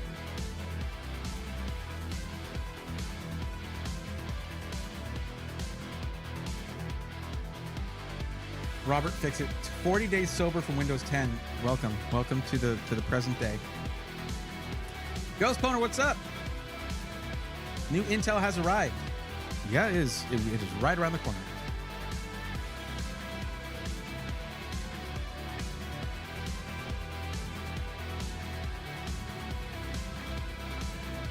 Windows 11 remains janky. Tiny 11, telling you. The recent updates to Tiny 11 means that it stays up to date with updates, Windows updates. So that's really nice. So for those of you who have submitted the form, all right, there are some of you out there. Leon, Silent Rage, and Very Funny have submitted the form. My current stance is to wait a week, one short week. Even less than a week, because we might start seeing reviews the day before launch on the 23rd. I'm not sure exactly how I'm not part of the Intel embargo, unfortunately, so I don't have the stuff to test, and I don't know the dates upon which the embargo shall lift. But we're gonna, in just a few days, in just one short week, we're gonna have new stuff out, and that's gonna mean dropping in price on the previous gen, and it's gonna mean, for those who want to be on the cutting edge, new stuff to play with. So to get for your system. Your PC is an investment, and although if it were like a month before and you didn't want to wait, I would understand that, but a week before, like, I imagine Jeff is out there a little conflicted because y'all need to sell PCs, but as an enthusiast, you'd be like, yeah, I'm gonna wait for the new stuff in a week. When you're not under embargo, you can't get in trouble for leaking. Well, I would need to have the information to leak it. I mean, I have been telling people for a long time, things like 50 series in January, before it was even a leaked rumor. So like, but I don't have any proprietary info, so you can't get mad at me, NVIDIA. Even when people were putting out rumors like, oh, before the end of the year.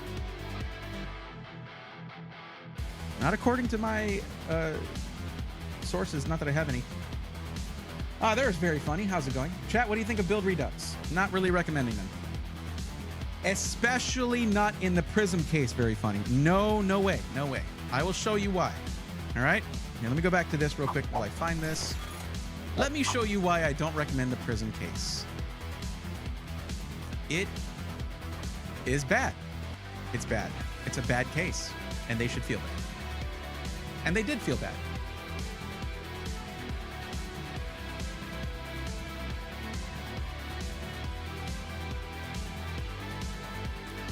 It's a cool looking case until you look closely, then it kind of all falls apart. That's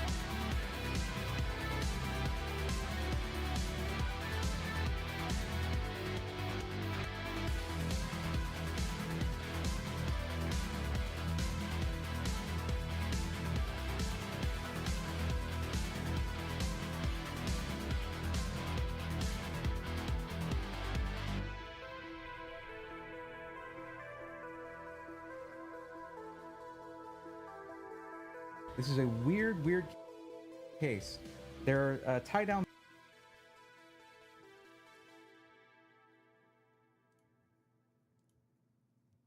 Okay. Look at how restricted these fans are. Like, that's just bad design. It's terrible. And that's not it either. So this is the side intake, right? Well,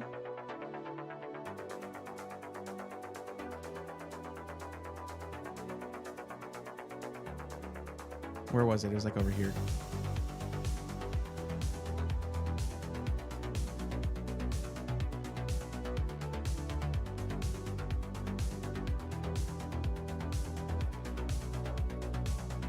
This is the side intake cover on the side panel. This is a 120 millimeter fan grill, a custom fan grill. Even the intake here, like, it has slots and it has mesh. This thing is like running a marathon while breathing through a straw. That's the Prism case. They told me themselves that they were going to get the case retooled based on my review. That's a big statement, but I don't know that they ever did that.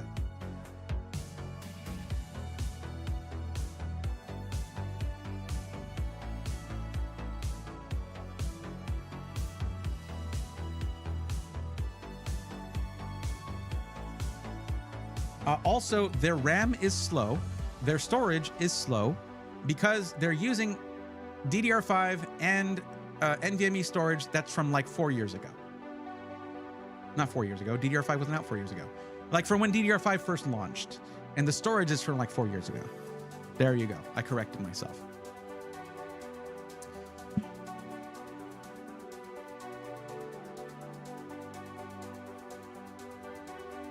Silent Rage has answered. I don't mind waiting a couple weeks. My goal is to build my nephew PC for his birthday. Still 3 weeks for that. Just need good enough to play VR.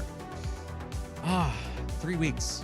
That is rough. That is a little rough because next week it's going to be a whole like, now you need to get it in 2 weeks, but that's possible. That is possible.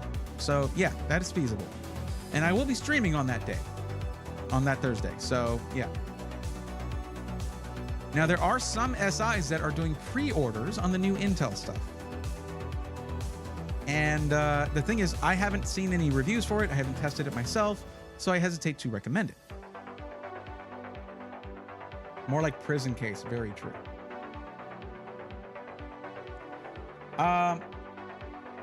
Blake McWhorter, says, hey Braithorn, I have a question. So I went with the Hero from Alexander PCs and I got a 4070 Super and 6400 megahertz of RAM. 6400 megahertz of RAM. 32 gigs of 6400 megahertz RAM. Mega transfer per second. Yada yada yada. So my bad. Will it bottleneck at all? In what use case? And will I be able to get 240 Fortnite? In what resolution? In 1080p? Yes. In 4K? No. I have no idea what resolution you need. Don't go by frames per second for your measurements, because I can tell you all day long that it'll get this or that, and then you ruin that because you have 30 Chrome tabs open. You know, that's up to you. Keep your PC running clean. You know, that's your job. But I don't go by FPS. I'm not going to guarantee you anything on FPS. But I know it's a great PC. It's just, don't worry about bottlenecks. You haven't even used the thing yet. It's going to run great. 1440p, 240 hertz? Probably not. I mean, are you going to run it at ultra settings? Don't run any games at ultra settings.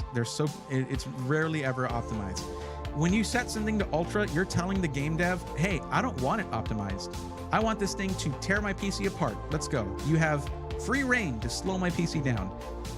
But like medium and high settings are usually a lot better, and it's usually a lot easier for a PC to run and looks pretty similar to ultra. That's what I would usually do.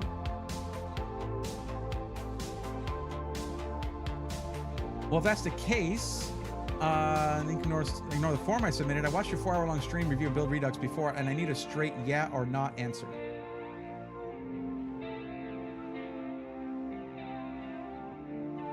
Okay. Well, I'm going to go ahead and contest your username then, because that's not very funny. I took the time to answer you in detail. Is that a problem?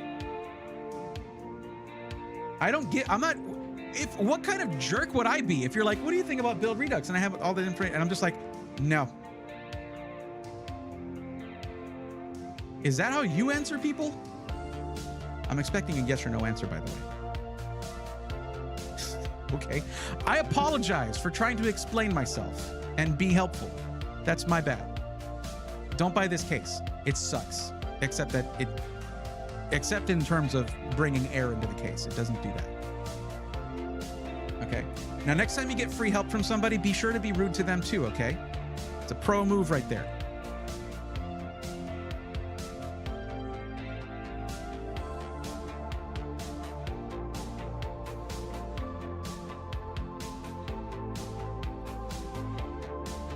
And I could have helped you find it from a dozen different other system integrators that are better, but you told me to delete it, so you're off the list and, you know, don't come back. So, for Leon and Silent Rage, though, for Silent Rage, you said that you were going to hold off. I shall be here when you stream. I do. If you want that movie, no. You don't need to submit a new form. Once you submitted the form, you're on there until I help you out. It's free of charge. None of that. You don't have to worry about anything. You just show up whenever you show up, and you'll be in line to get help. So no problem.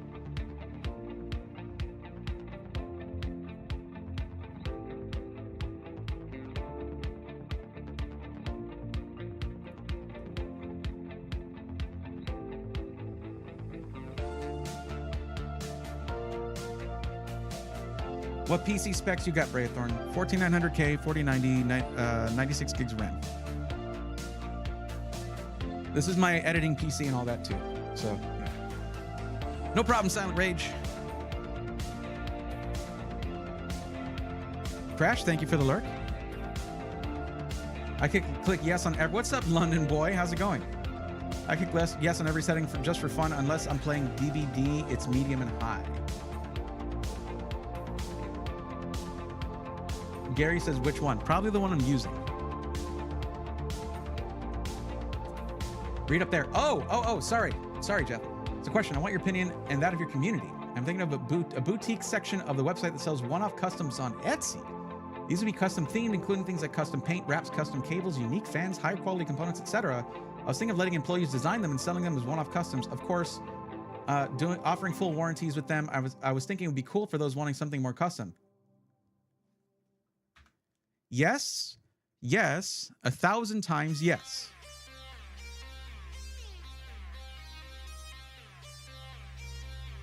Absolutely. I don't know how I just overlooked that completely. I'm sorry about that. Well, this is my main PC, so if I do any gaming, it's on here. If I do any working, it's on here pretty much. I don't really have the room in my setup to have... I'm having to make room for multiple PCs because I don't have a dual streaming and gaming PC setup. But yeah. Now, Jeff, did you see the review of the HS420 at Gamers Nexus? Did you see that?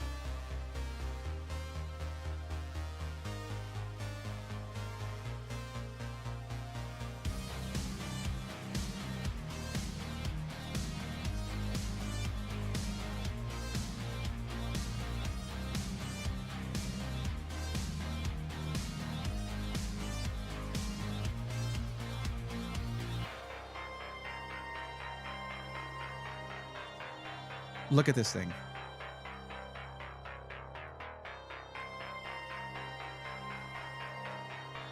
Yes, those are dedicated fan mounting points there. It is completely closed off for airflow here. And this can be opened up for airflow. These are, you can put 4 3.5-inch hard drives in this if you want. Or, you know, 8 2.5-inch SSDs in here. Or take these out to have side intake. You're going to buy one tomorrow? Heck yeah. I was thinking that with a folding screen AI, it would be pretty sick. Or a screen, yes. Oh, fun fact, yeah, it has VESA mounting. VESA mounting, that you can mount a screen here. What screen with VESA mounting is gonna fit there? I don't know. But yeah. Fun fact, I don't know if I'm supposed to say this or not, but I don't know if you knew some of the team from, because, okay, just to make sure this is absolutely clear for everybody, the whole Deepcool thing was a thing that happened with their sort of a sister company in China that sold stuff to Russia, and it was a bad situation. Okay, that was like not Deepcool NA doing any of that. North America Deepcool did not do any of that stuff, but they were sanctioned because of it. Well, a lot of the team there for Deepcool North America went over to a company, and one of the brands under that company is this one here. And so I reached out to one of the guys I know over there, and I was like, dude, great job on the Gamers Nexus giving you a massively positive review. That's a huge deal for case manufacturers. But this thing has sick features to it, sick features. Like, they are structuring the airflow, because if you do this vertical GPU version here, that's $70 extra, you have this thing that tilts the airflow this way, gives you a curved tempered glass panel inside that helps direct the airflow away from the exhaust coming from the GPU, which comes down here behind it and is exhausted out the rear right there.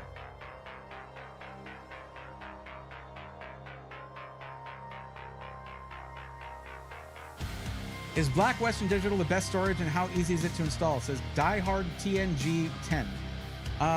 It's good. It's perfectly fine. I don't know what you would mean by the best. You know, it's storage is all kind of, it's all kind of caught up to each other. They're all kind of the same in a way. But it's fine. Western Digital Black is fine. I personally prefer Kingston. Where's the power supply in this case? It's a dual chamber case, so it's in the back. The reason this doesn't look like it has so much depth is because these are wide enough to accommodate a 3.5-inch hard drive. So there's some space there. I'm excited about this thing. And this is the version with vertical. If you go with horizontal mounting, it looks like this. Also very clean. And their GPU support bracket is super nice here. Very nice. And it looks really good in black too. Look at that.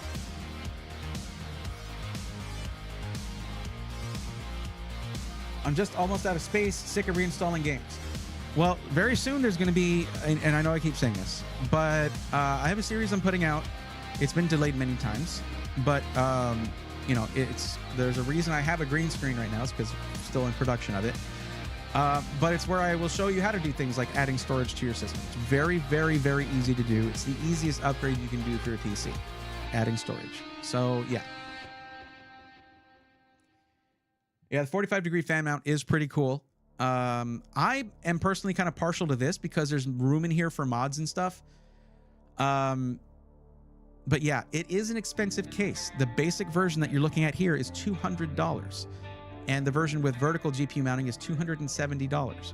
But considering that like Height came out with a case that was $350, $360, that although it had a massive, awesome screen on it, case pricing is just like that now. I love the fact that there are premium cases out there like this, that they don't just make it all fancy, they also focus on, hey, the airflow is gonna work this way. Watch the Gamers Nexus review, because Gamers Nexus beat the hell out of that thing in their own way by doing eight different fan mounting solutions and testing all of them, and they liked it to the point where some of the members were like, I would buy this. That's crazy to hear from Gamers Nexus. You saw PC Centric's build. Nice. Yeah, Paul did it. They had it on Short Circuit. It's very, very cool. Chat, should I get one of these to do a build in? I think I should move Stream Ripper into this thing. What do y'all think? I think the only problem with this is that anything EATX is gonna mess with the cable solution a little bit. I don't know. And it's definitely an EATX motherboard in Stream Ripper, so I don't know.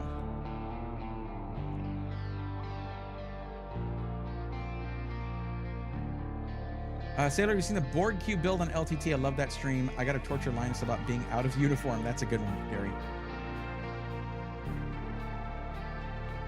Should I wait for 5000 series or get 4090 now if I want to build a top-end PC? Rabs, if you can wait, then you should. If you can't, then don't. Sorry for making you wait on that. When I copy or paste, I have to click an extra tab instead of it being on the first right click. What is that about? What? Oh, you're talking about Windows 11. See, I just do Control-C, Control-V.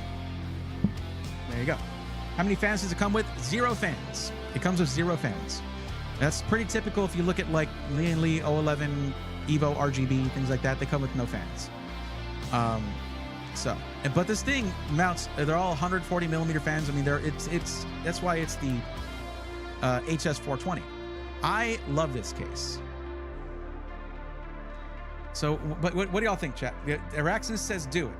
Crash says, how much for the coffee machine case? What? The coffee machine case? Is that what this is? I think it's kind of high. Like the price? $200? Yeah, it's pretty high. There's a lot, to me, there's a lot of potential for customization here, and I like that. Oh, okay, I get it. It's just you put, I think it's kind high, so I didn't know, yeah, I get it.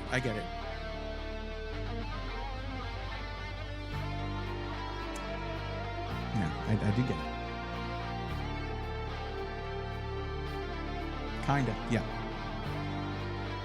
Black and white build would be nice. I don't know. I actually am thinking when I do get to the maybe if I get to the episode for case migration, this might be a good option. Hard to say. I don't know. I like it a lot.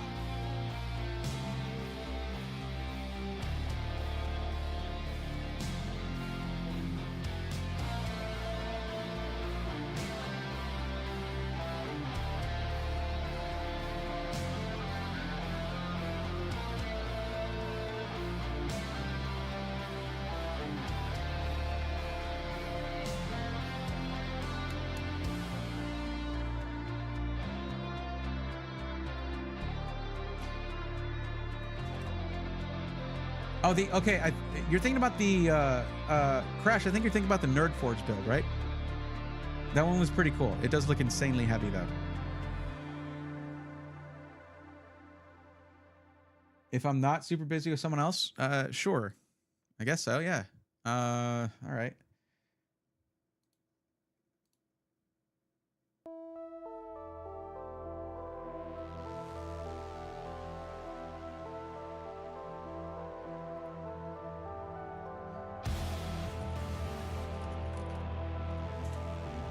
You're not going to give me a budget, so I'll just get you a 2 terabyte, I guess.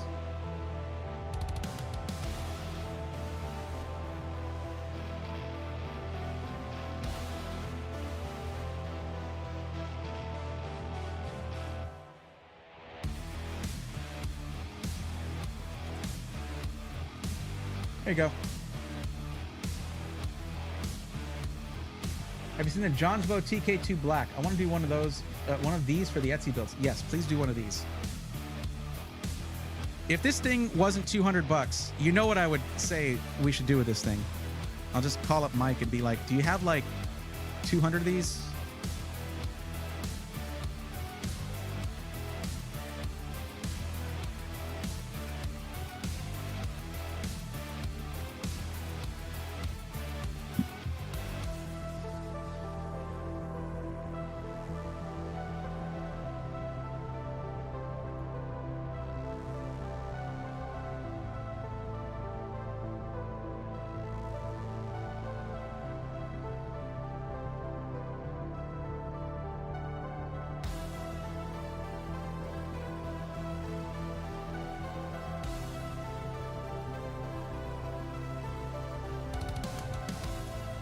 Well, that does look familiar, doesn't it? It looks very similar. It even has the same kind of gap that you get. Well, not really, because that's in the King 95 and King 65, it's a vertical gap. Here, it's a gap in the glass. But it goes all the way around. It goes around. It has 2 bends. This thing is nuts. Yeah, I kind of prefer the other one, though. I feel like this is less spacious, and this looks photoshopped somehow. This is from johnsbow.com. Doesn't it look photoshopped to you guys? Like the back is taller than the front. It's like reverse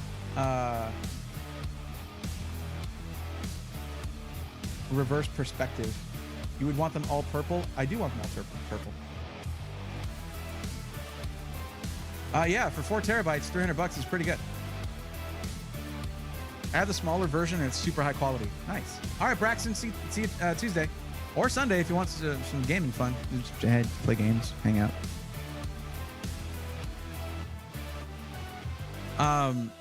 One of the main things I liked about the other one was the fact that the back was completely closed off, except for where there are fan mounts. And that shows me intent to control airflow. Also, how is this thing on? How is this thing running? There's no 24 pin. What the heck are they trying to tell us here? Where are you gonna run your cables through here? There's like no space. No wonder they didn't put the 24 pin. They can't get it to the front of the motherboard. This is this is probably a concept piece, like showing what it should look like. Now I know it's dual chamber, but like, how do you get it to the front? The fans are right up against the motherboard tray. This looks like it was like a concept piece for it, rather than a picture of the actual thing in an actual build. You know what I mean?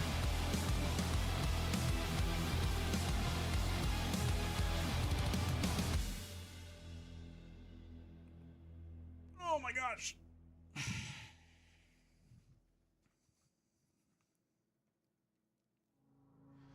No, I figured this thing was dual chamber though. It's nice. It is nice looking. I like the feet on it. I like this one because I like the airflow down here. I think it's nicely done. Instead of having to rely on feet, they're just like, let's just cut holes right there. You have easy access to the air filter, dust filter, I should say. You can do, they actually have dust filtration for this if you have it set up as an intake fan. Super cool. It's just really well thought out. And I'm sure the Johnsbow one's really nice too, though. But I've never worked with a Johnsbow case. 4 storage boxes. Is that how they want to put that? Plus, you can fit 3 420 radiators on it. Good lord. Probably the same thing on the Johnsbow one. Oh, hold on. Hold on a second. Let me fix something real quick.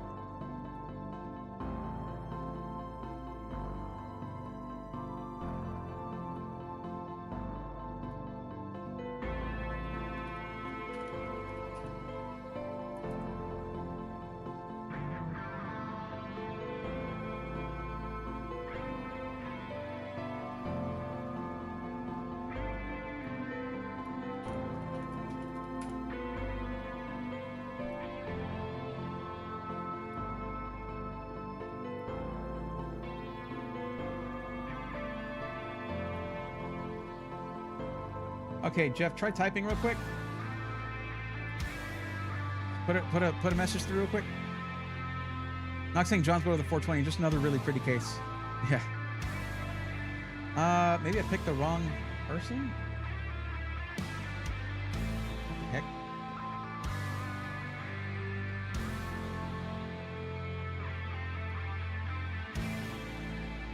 No, I didn't mean to pin this. What the heck?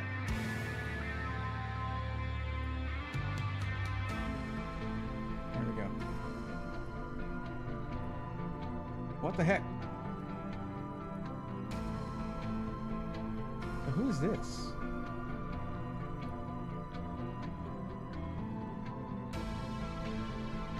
Someone else with your name, I guess?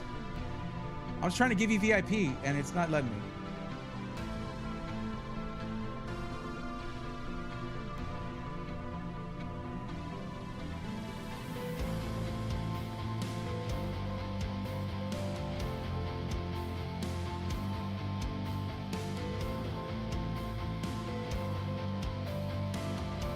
Well, that's a shame, isn't it?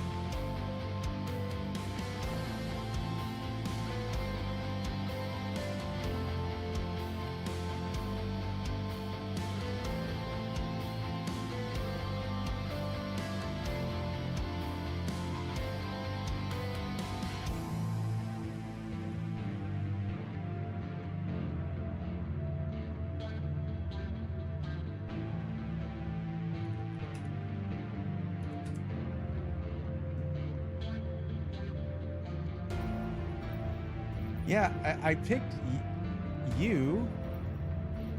Now there's one with 4 7s that has a SkyTech logo.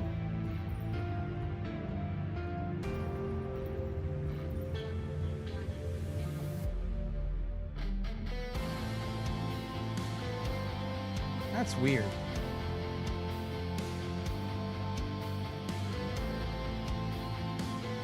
I was just trying to make you to put you as VIP because then you can post links in chat.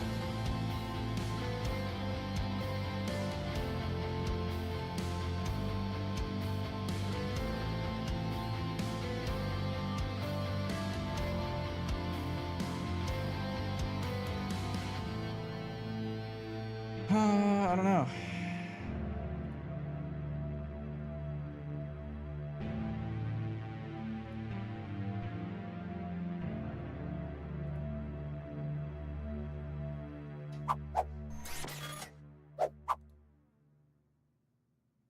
Yeah, that's different. That is a different person.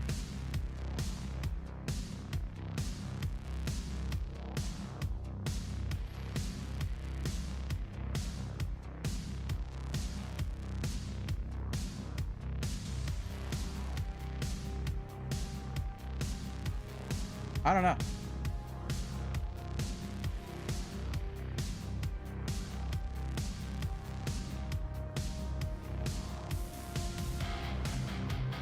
That picture looks odd. The fan is blowing into the GPU and the other fan against air. Right click was the fastest for me. I like being fast and efficient. It's Control C, Control V is way faster for me, but yeah. Whoever made that video though, dang, some film-worthy stuff. Oh, are you talking about the B-roll of the case? Oh yeah. They're doing a really good job on their branding and stuff. It's really nice. Okay, so it's more Google's image search options, and then I'll see actual builds. Okay. Okay, so let me look at this real quick. So I already spoke with Leon in Silent Rage, right? And both of y'all said that you would wait. Leon, actually, I don't know if Leon spoke up. They might. That was earlier in the stream, so they might not be here anymore.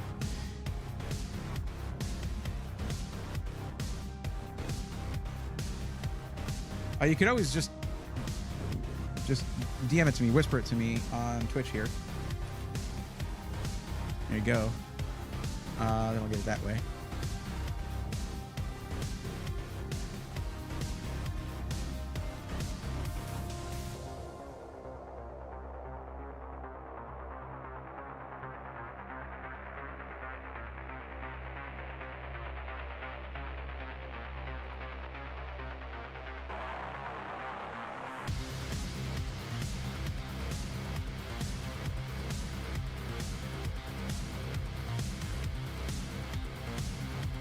One of the things I think on the HS420 that really caught my attention was the fact that they had extra measures in place to assist with removing the glass, because anyone who's going to be working with that case is going to feel nervous about breaking that beautiful curved tempered glass piece. But they have these like wheels, these plastic wheels that sort of help you guide it into place.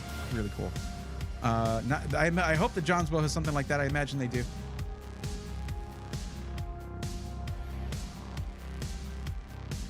Excuse me, Rurutu.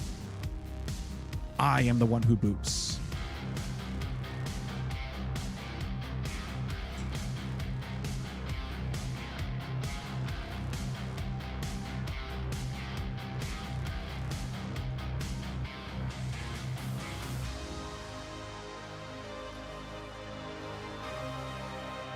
Leon, you're going to wait? Okay, cool. Let me put the notes in here for that.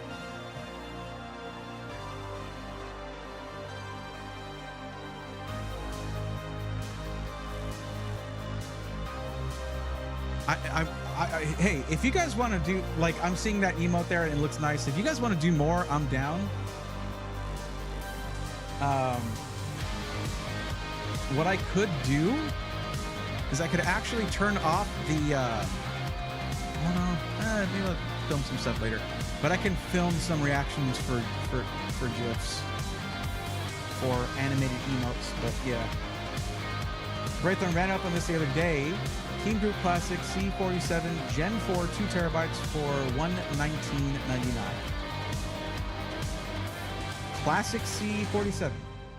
Endurance 1500 TDW, read write. So, okay, well, that's cool. Is that a temporary sale though?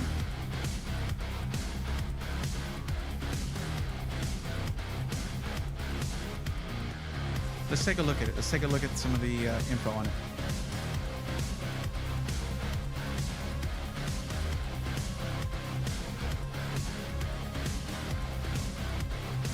C47.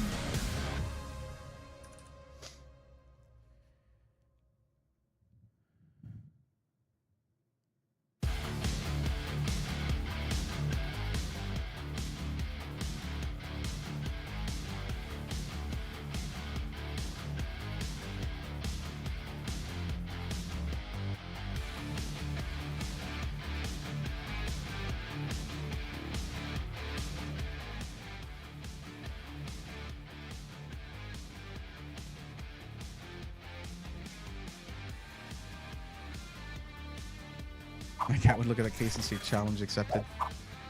So there's a T-Create Classic C47. They don't have data for it, for whether it has DRAM or whether it's on DRAM or HMB. But they do call it a high-end NVMe drive, so it probably has onboard DRAM.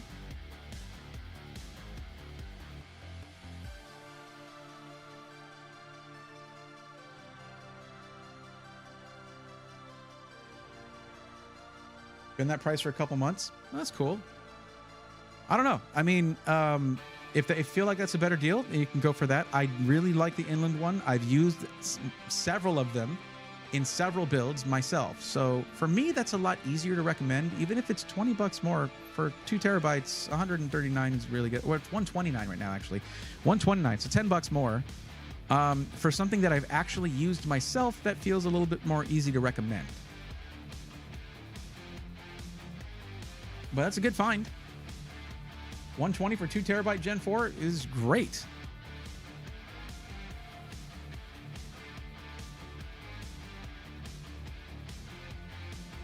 Hey Jeff, question for you: Would you be available for a call tomorrow? I kind of want to catch up on some stuff and talk about some of the upcoming things, if that's cool with you. I could just text you that, but like still. Here, I can just talk easier than I can text, I guess.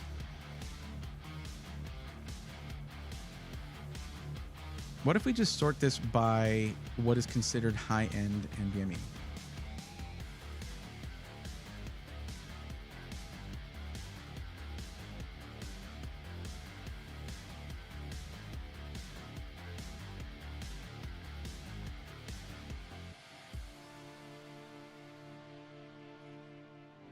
There's a lot of high-end drives. Good Lord. I love that there's a garbage tier.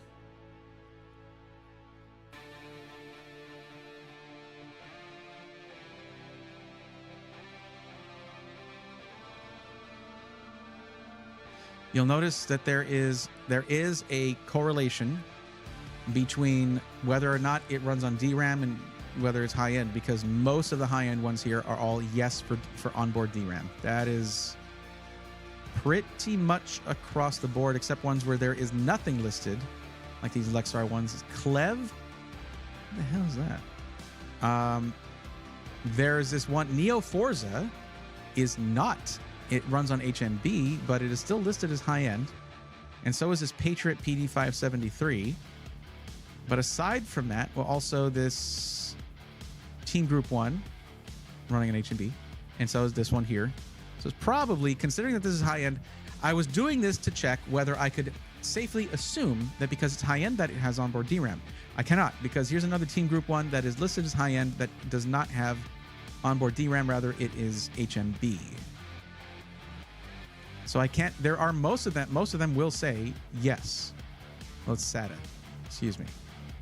But for these, yeah, I can't reliably say that they're going to be DRAM, whether they're DRAM lists or not. Okay, cool. All right.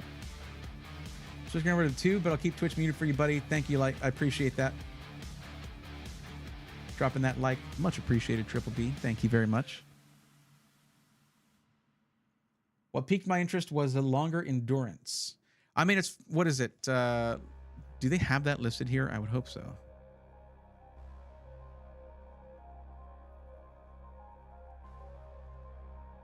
They don't have it listed here. Okay. They don't have endurance as one of the specs here.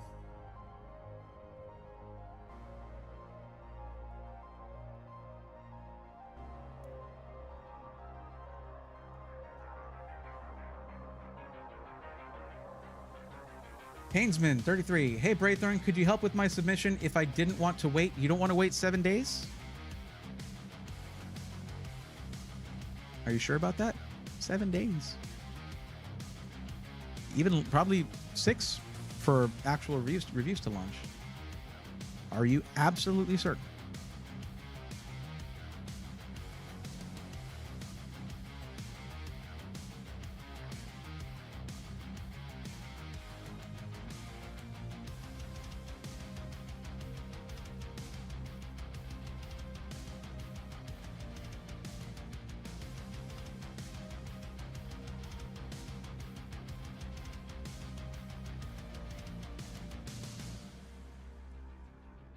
Possibly, LOL.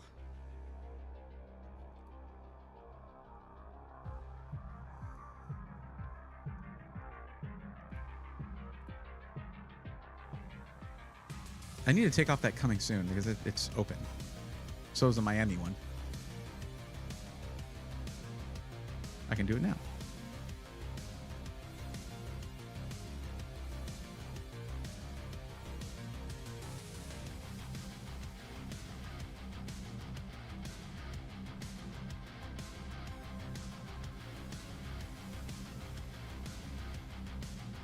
There we go. Done.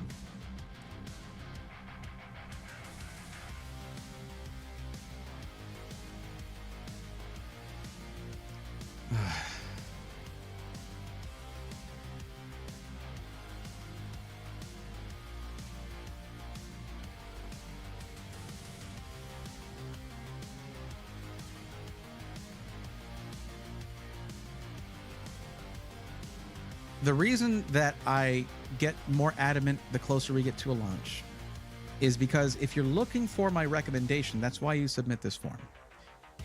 And when we're on the cusp of a launch, I'm talking, we're a fart away from it launching, okay? My recommendation is to hold off. That is what my recommendation is. But yeah, if you want to do it now, we can. What we could do is we could do the rest of the build and just you swap out the motherboard and processor depending on reviews. Because you're looking at the Charlotte, North Carolina Micro Center, so we do most of the build in their parts, in their PC builder. and then you can go from there. The thing is, you're looking at gaming, pro gaming / esports, simply a high performance gaming machine. That would mean actually holding off for the 9800X 3D, not the Intel stuff, because the 9800X 3D is going to outperform them. Excuse me, I don't know why I have hiccups right now, but it's going to outperform them in gaming. It's going to be the best gaming CPU for a couple of years, probably. Just like the 7800X 3D was, 7800X 3D was, or 7800X 3D was. That's the one I should emphasize because that's the number that's changing, the first digit. So, yeah. See you, Rurutu. Take it easy, bud. Happy Friday. It's still an hour and a half away from me, but still, happy Friday.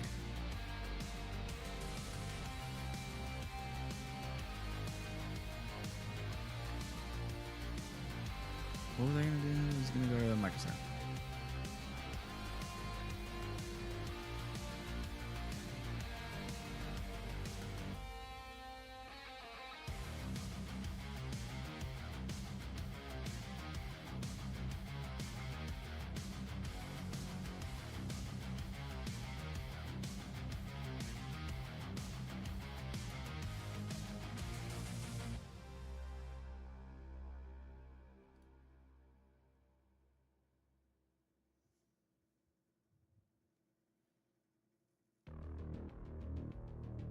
I mean, I have to select the CPU and motherboard to select the RAM.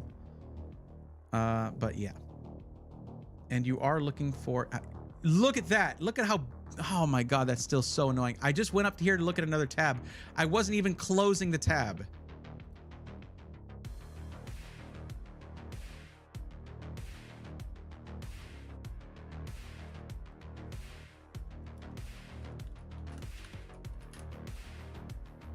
There we go.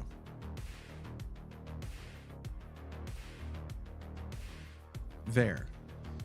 So 1440p. Budget is 3K. What's the actual max budget? Is it right at 3K? That's totally fine if it is. You do want to be able to upgrade your CPU in the future. You want your system to be in black. Okay.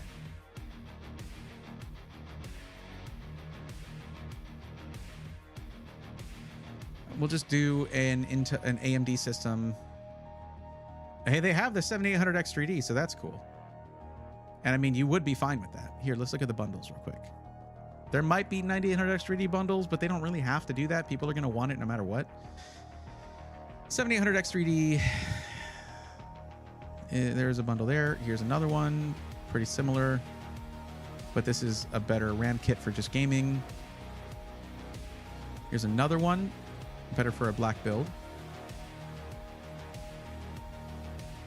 This one has a GPU included, a 7900 XT. That's probably not what I would go with necessarily. Maybe, probably. No. It has to be a number, Hainsman. That helps me with what I do. Sorry, I'm a little bit demanding when it comes to the help that I give, but I do require that. 30 gigs 056,000, 700 X3D, B650E. Yes, sure. Here we go.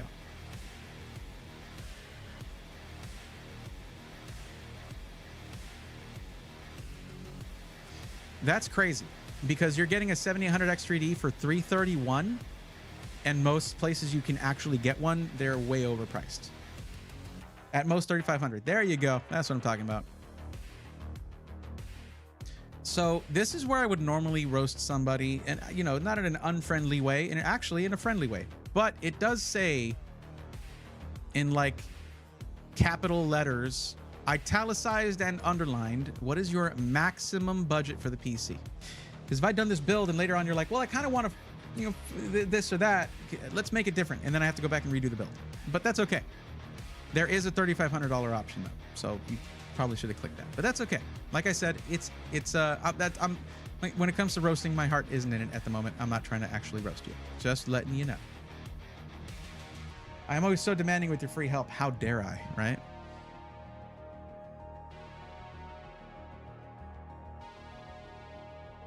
It's okay. Let's see what we got.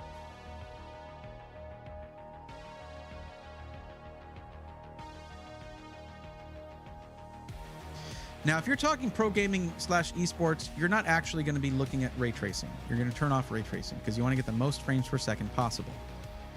I would probably do this with a 7900 XTX rather than a 4090. But they do have 4090s at MSRP. The thing is, if you're going to look at spending nearly $2,000 on a graphics card just a couple months before 50 series, you might be a little upset when that 5090 comes out and it blows a 4090 out of the water or whatever. In this case, 7900 XTX is going to be like $900.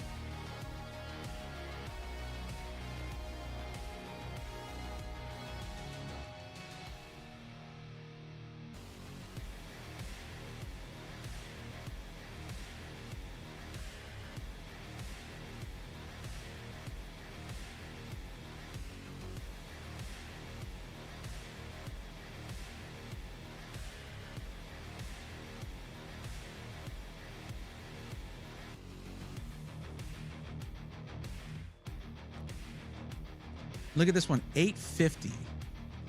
Or this one, if you like red accents, this card is sick. It's $929, yes.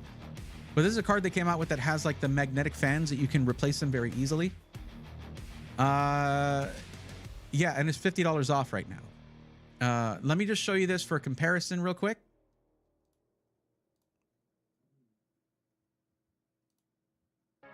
Let's go to 1440p.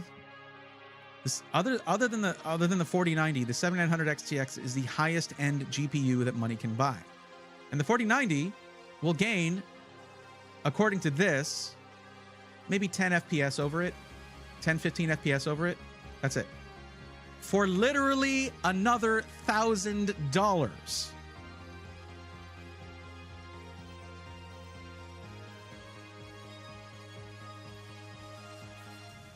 It was worth it if you needed the 24 gigs of VRAM. Well, they both have 24 gigs of VRAM, but if you needed it for like specific applications, you needed CUDA cores, you needed things like that, sure, totally worth it. But for just gaming, the 7900 XTX is, if you look at the big picture here, nipping at the heels of the 4090 for $1,000 less. Beats 4080 Super for less money. So yeah, that's what I would go with for your build. It just comes down to which one you would want. If you like the red accents on this, no RGB, just straight up black with red accents with easily replaceable fans, there's that option. It's $929. If you want the most budget-friendly option, there's these two for $850. You have the Power Color AMD Radeon RX 7900 XTX with lights that you can turn off if you want to, or you have a couple colors to pick from with a little button that's on the card, so you don't have to have RGB software on there. So there's that one here, the XTX Hellhound there. Or you have the ASRock AMD Radeon RX blah, blah, blah, blah, Phantom Gaming for $850. If you like the look of one of these other cards, we go with those. You like the Asus TUF, that one's $1,050. That one's, you know, more than a 4080 Super, but that's Asus for you. They I think they were coming out with a new slogan. Asus, we like money. That was the new slogan, if I'm not mistaken. I'd probably go with the Power Color, personally. All right, Robert, take it easy, bud. Thanks for hanging out.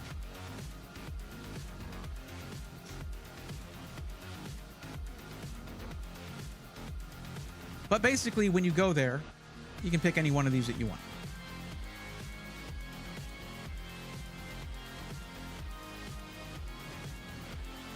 And you basically have saved yourself $1,000 so you can get yourself a freaking insane monitor, an awesome keyboard and mouse. Like, you can get yourself a desk and chair, all that stuff with that. Your full setup for that $1,000 that would otherwise get you 10 to 15 average FPS higher. Do you see what I'm getting at here? Just turn off ray tracing.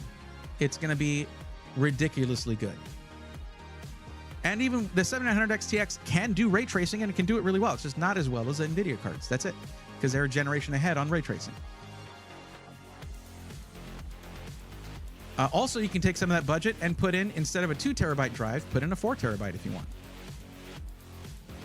I would put the 2, but you know.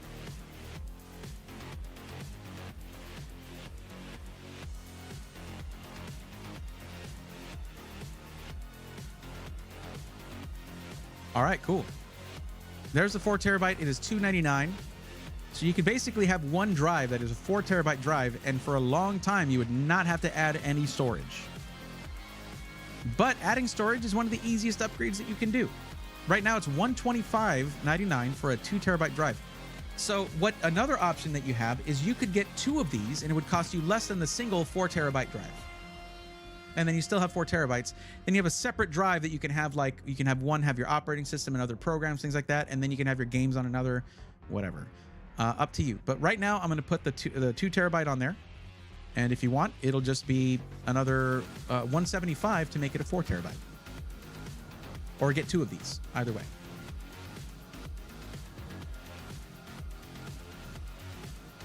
Now we come to the most subjective portion of the build. How the heck do you want it to look? Do you want a bunch of glass and RGB? Do you want a bunch of glass with no RGB just to be able to display it without putting the lights on? Do you want it to be just straight up front mesh? Just not as, I mean, still aesthetically nice. It will be no matter what, but pure performance rather, front intake, top rear exhaust, the classic style. Do you want it, can it be large and still fit on your desk? Do you need it to be a smaller mid-tower case? What are we talking about here? What kind of aesthetic do you want? What kind of looks do you want? You like a lot of RGB and glass? We'll do that.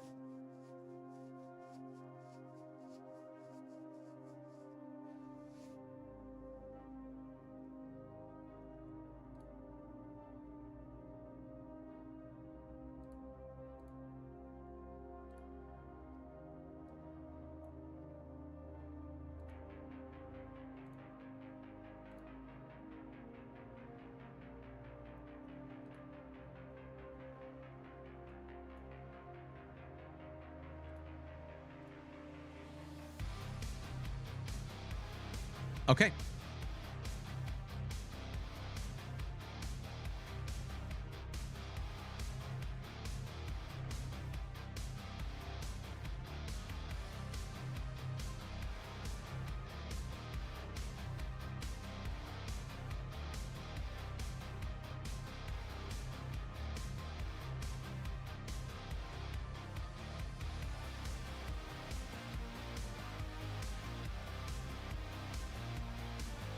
Ah, no King 95 Pro. That's unfortunate.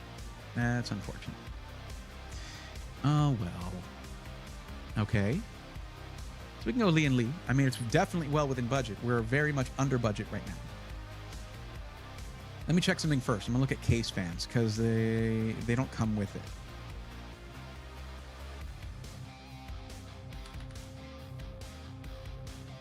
I don't think I need to be in all caps like that.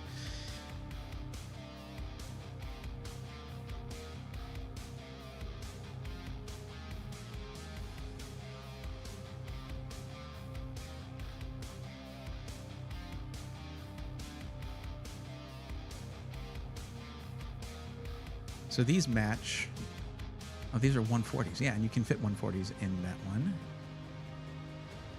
And then these would have the LCDs, but these are 120 millimeters. We want 140s for the side. So these are only 2 in stock. That sucks and is very unfortunate. There's a bunch of these, though.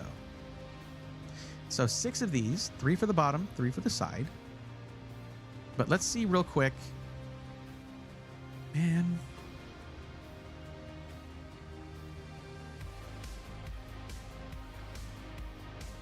So they have the SL Infinities. That's what we should no, they're 120s. We want 140s. Because otherwise you're not taking advantage of the 011 Evo RGB's 140 millimeter fan compatibility on all sides.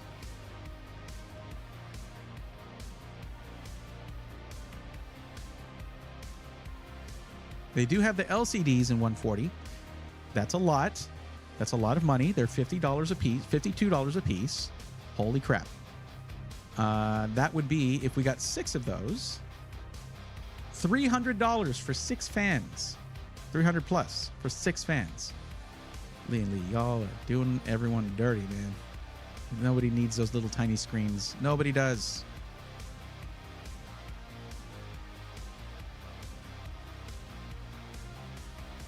Let's look at what coolers are available.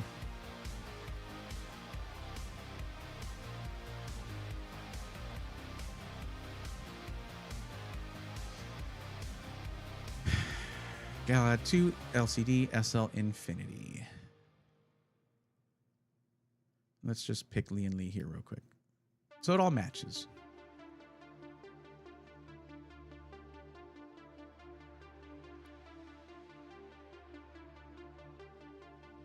This one's cool because I think this is the one that has the really short tubes.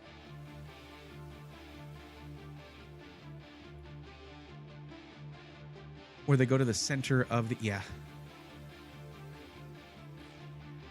So I'd probably do this for the top, but then you want fans that kind of match, and they're not going to match because they make these kind of different. That's weird.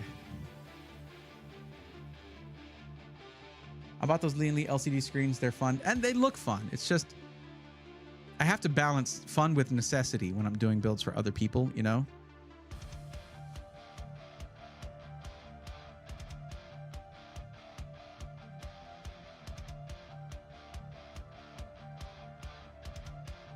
I mean, I guess I could do this. Even though the fans might look a little bit different, they're still going to be Lee and Lee. Plus, they're facing down. You're not going to see those as much. You'll see the side and bottom fans a lot more than the fans that are facing down. So that's okay. So we select this, and then we get slightly different fans for the side and the bottom, but still Lee and Lee, so they're all controlled with the same software. And they use the same LEDs for manufacturing, so you get the same hues out of the same codes. Because that is really annoying when you have slightly different hues coming out of your different disparate RGB devices.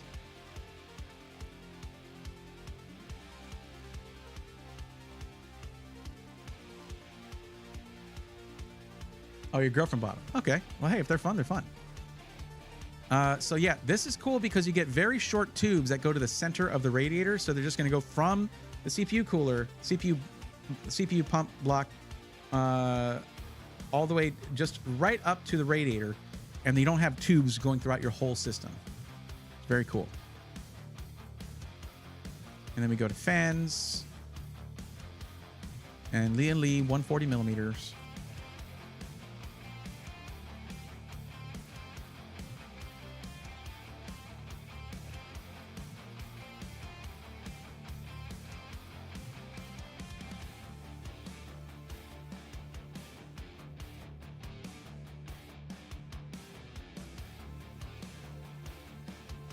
So they have reverse and regular in the LCD version.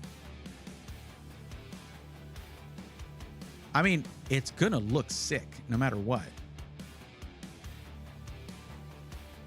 So what you would do is 6 of the reverse and then 1 of the regular flow ones for the rear. So 6 reverse flow, 3 for the side, 3 for the bottom intake, and then you have 1 LCD for the rear. Now this is gonna you're gonna have some work to do because you're gonna have to like go in and put what you want on each of these LCDs, but it's pretty cool. Like I ain't trying to hate on it or anything. It's pretty cool. They also have the SL140 V2s in 140 millimeters. These are regular flow though, so you'd have to put them backwards.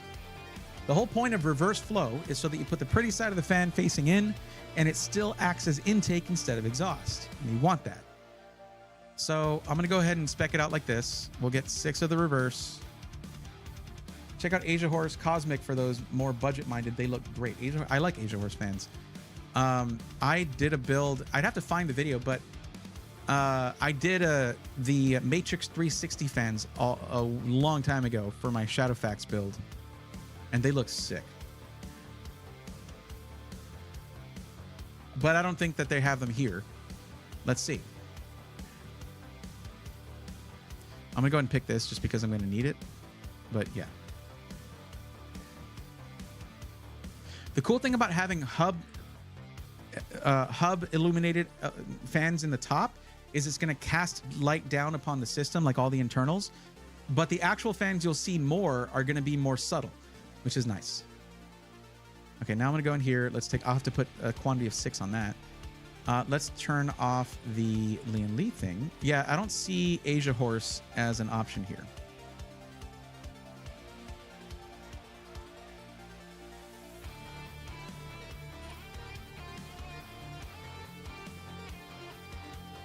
Just 3 pins, so you don't need a controller. They have infinity and in reverse too. Oh, so they kind of aped the whole infinity look. That's cool. I'm cool with that. Okay. Power supply is needed as well. Got to do that. Believe it or not, those 7900 XTXs are pretty power hungry. I will always go with Seasonic and be happy with it. Seasonic Focus V3 GX. ATX 3.0 compatible, not necessary here, but still there are other features that come along with that ATX 3.0 compatibility, not just the connector. So this thing for $199, totally nice. This Superflower LED X3 is also really nice too. But it's 850 watts. I was thinking 1,000 or more. This 1,000 watts should be fine. It's a copy of the Lee, no doubt, but I think they actually look better. The infinity effect is way stronger. Oh, that's cool. Yeah, it is pretty subtle on the Lee stuff.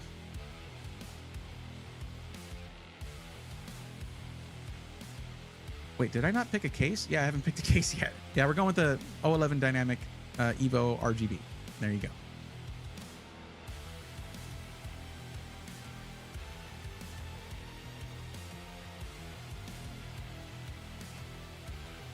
It's a really nice case.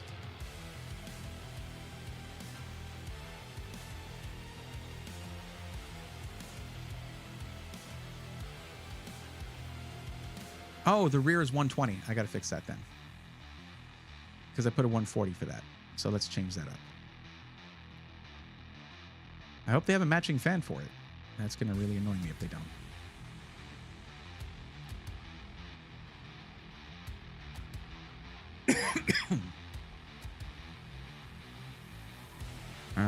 Brand, Lee, okay, 120. That's reverse. Do they really not? Okay, you know what? You don't need the rear fan. It'll work fine without that. Or you could order one, I suppose, but they don't have the 120 for the rear.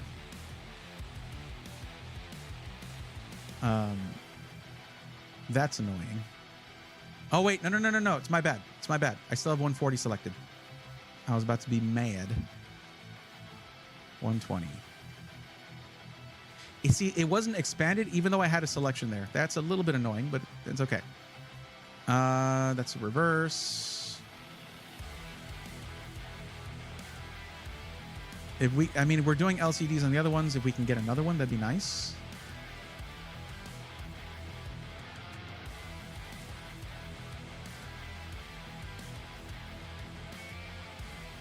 This looks the same, though. We might just have to go with that. Yeah, we could just go with this. It'll be fine. It's just one fan without the LCD on it. But the otherwise the illumination is exactly the same. The aesthetic is exactly the same. Wait, 3-pack? No, I don't want that. I don't want the... I want the regular size.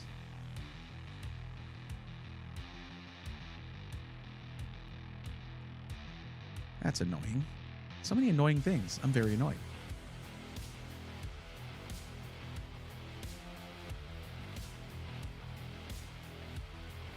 That's reverse. Regular. Okay, that's the one I need right there.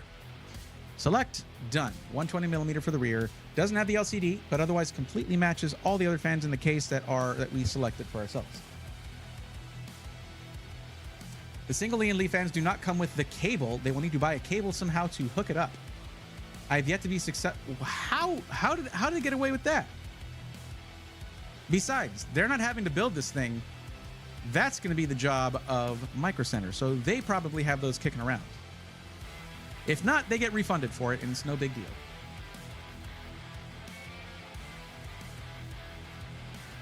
Here, let me show you this real quick, though. I have to find it. This is an old thing that I made. I just want to show you. Oh yeah, I link to it in every video. In every SI Weekly video. That's right. Episode of SI Weekly. What if... Shish.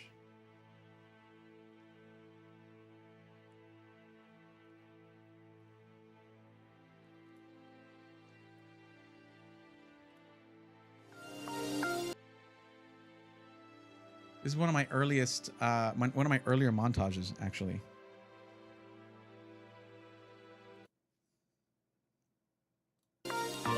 See the old RGB? So you finally did it. You put together an awesome computer on PCPartPicker.com, found yourself a GPU, ordered everything, and put it all together. And it is glorious. Those Matrix fans were sick. I didn't like the black stickers in the middle, but they're very nice.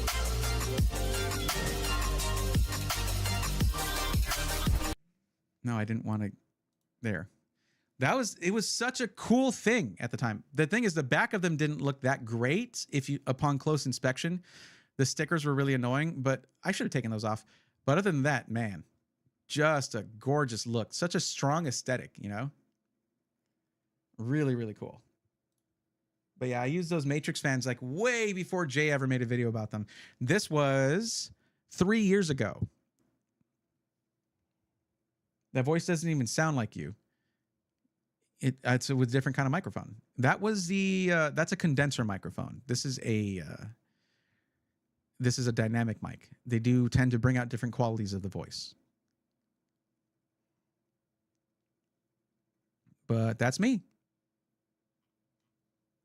That is me. That's my voice. Okay, but we're still doing this build. Well, we're done with this build. So, Hainsman, here's what you can do.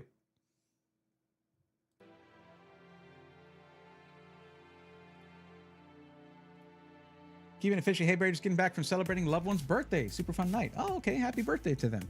Tell them I said so. They won't know who I am.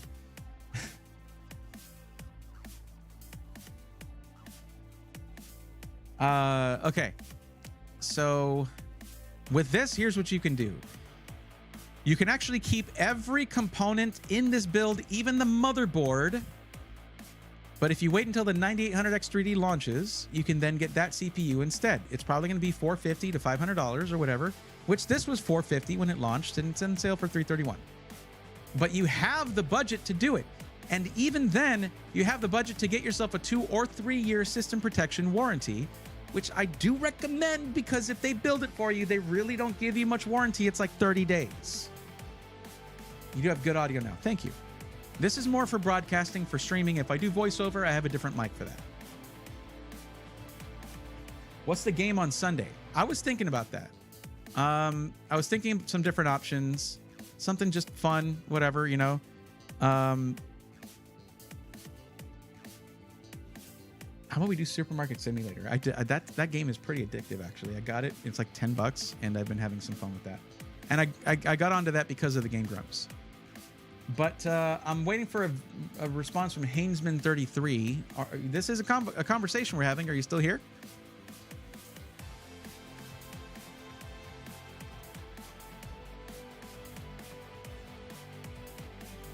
Yeah, it's super annoying. I yelled at them for it, but alas. Well, it's Micro Center's problem now. So we'll see how they handle it.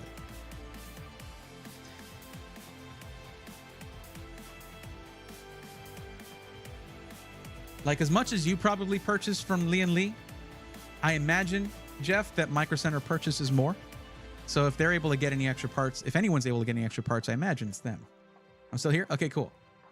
Well, I mean, what do you think about the system?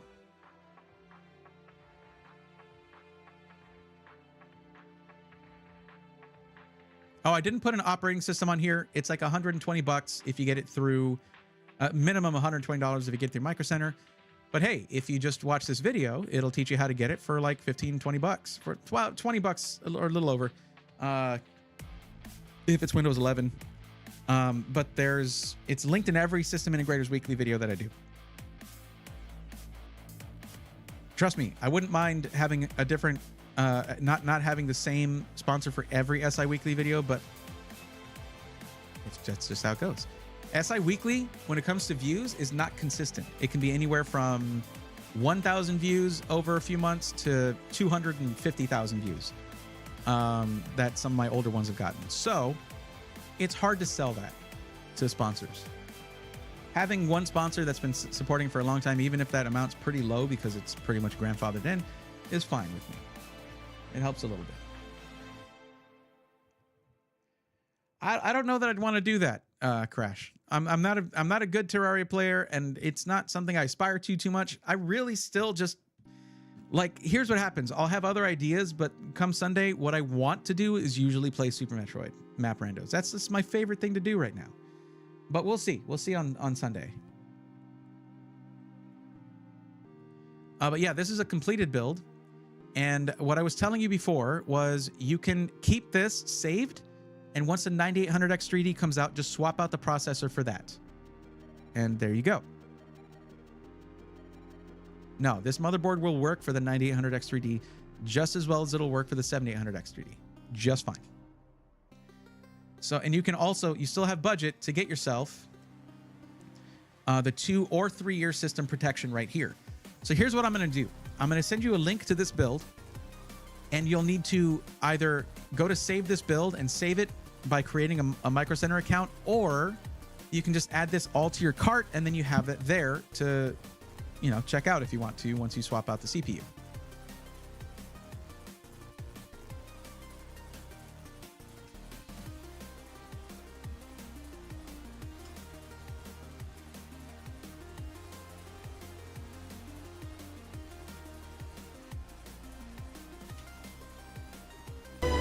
Dear God, it's beautiful. I'm glad you like it. Thank you, Gary. I'm glad you like it. I'd watch you play Stardew Valley, but Metroid is good too. I probably wouldn't mind playing some Stardew Valley with Ari or something. That'd be fun. See, this is, I really haven't been doing very many, compared to how many I used to do per stream. Come on, look at this. Per stream. I haven't been doing very many lately because of, well, you know why. I don't need to tell you.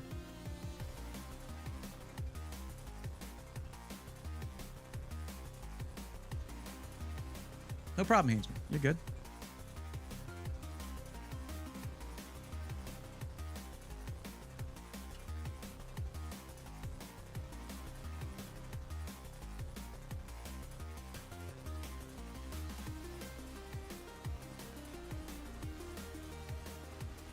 What am I doing? I'm doing this. Sorry.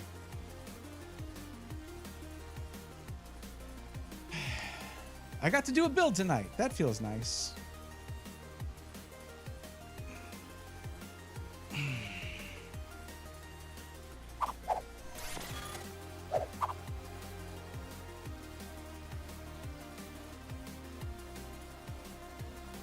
I second Stardew, says Triple B. I do love Stardew. It's been a while. It's been a while for me. What's up, Northern Lights? How's it going? How's you know, I know you said you were testing. I think you did show me how it was doing, but overall, how did that 4090 do for you? That thing work? It do its job? It was very, very lightly used, so it should be running awesome. Working great. Awesome.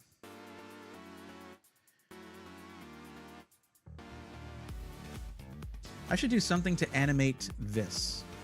Just to like make it move subtly or glow a little bit or something like that. Kind of like the effect that I have on the chat box here. It's kind of boring just sitting there, you know? I could do that.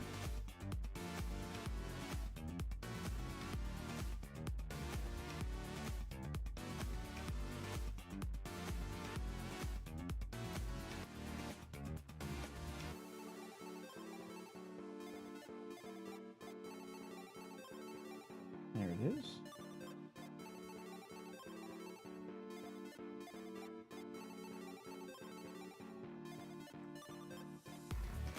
Let me copy filters real quick. All right. Copy filters. Go to the image. Now I'm going to paste the filters. Is going to mess it up a little bit. Yeah, it's going to do that. I just need to turn off advanced mask.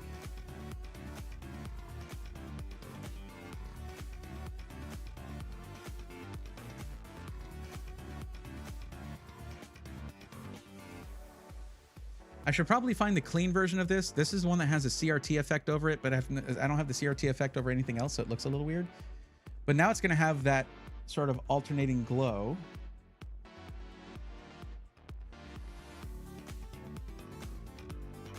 That's pretty cool. Okay, that works. That works fine.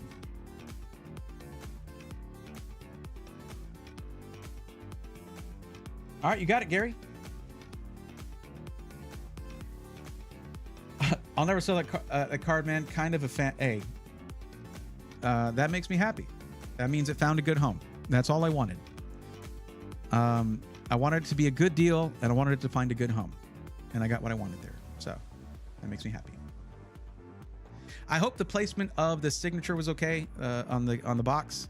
And I know, remember, I did tell you that the box, the outer sleeve did get a bit torn, but I found the cleanest spot where it was the lightest, so I could use my nice purple marker to do it, and that would show up because the rest of the box was kind of dark, so it wouldn't have shown up. I think it's a good place because you can put it, it's like sideways there like that, and it'll show up. I probably should have done it on the front too, but then it wouldn't really be that visible. Maybe I should have gotten a silver marker. Maybe I need to get both so I can do dark, like, I don't know. I don't plan on doing a lot of autographs. It's not something that you're going to see me do a lot of, but yeah. Holiday emotes. Well, we could do the Santa one. We could do that. Everything's great. Heck yeah. Awesome.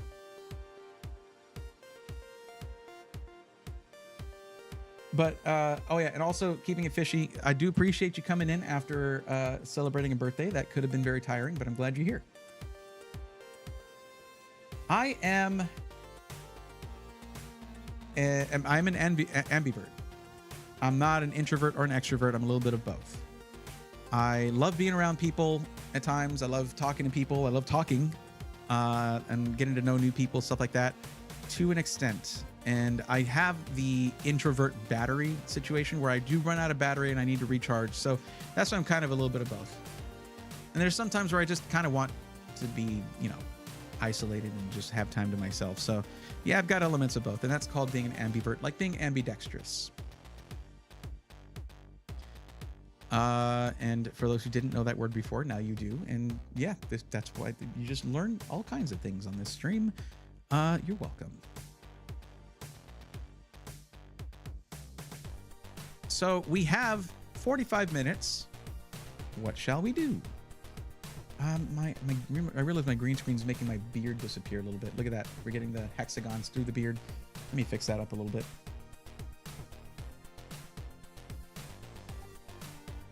I gotta see which one's doing that. So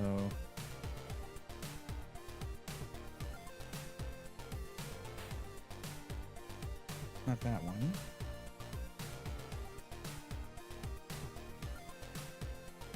I guess it's kind of that one. Not really. Let me see.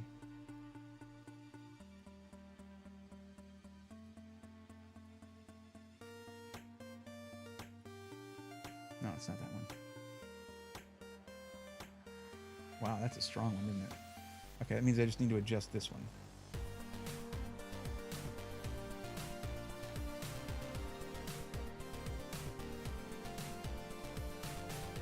There we go. That's a little better. But it's not 100% that one. Just partially, because then this one does it too. See that? Okay.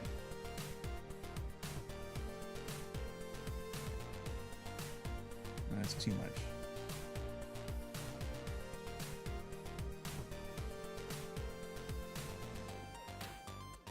That's better. And now I have some green fringing on the side of my face. That's... I think it's because of this one.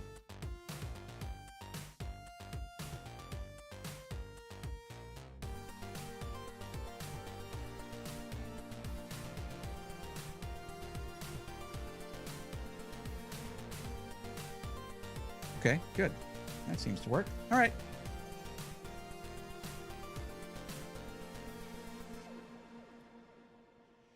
Ray, I want a Christmas emote with your head coming out of top of Christmas stocking. You want that, huh? Okay, make it, send it over to me, and I'll do it. That sounds complicated. It sounds a little complicated. Oh, see you, Sailor. Take it easy, bud. We'll see you on Sunday or Tuesday.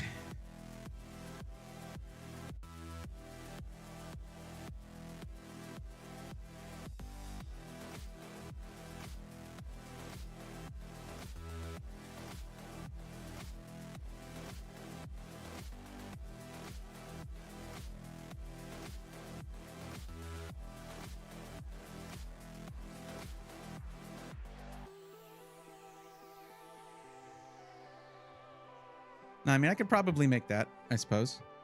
That shouldn't be too hard. It's pretty easy to make GIFs in Adobe.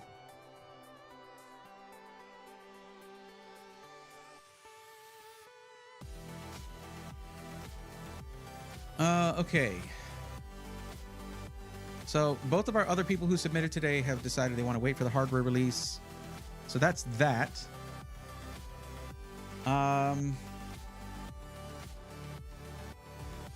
Boy, I am not a very entertaining man, it seems, because I'm just like, what do I do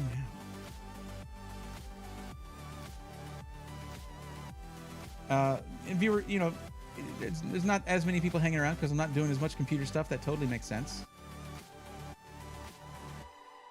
So how about, here's one thing I'm going to do. Okay, so I watched this thing. Wait, why is this recording?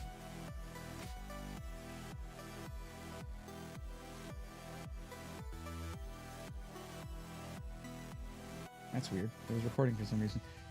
So yeah, one thing that, what the hell is I saying? Oh my God. Yeah, so I was watching a thing from Pirate Software with Thor, where he was talking about a really helpful thing for Twitch streaming, which was if you manually run an ad, it'll turn off pre-rolls, meaning new people who come in don't have to sit through an ad before they see any content. And sometimes it can be like 6 ads or something. You can it would make a decent amount non-animated too. That's true. And I was eating while watching our friend Bray. I'm getting some tres leches cake. Oh, that we have tres leches cake with berries on top. I need to have some of that. We need to eat that before it goes bad too.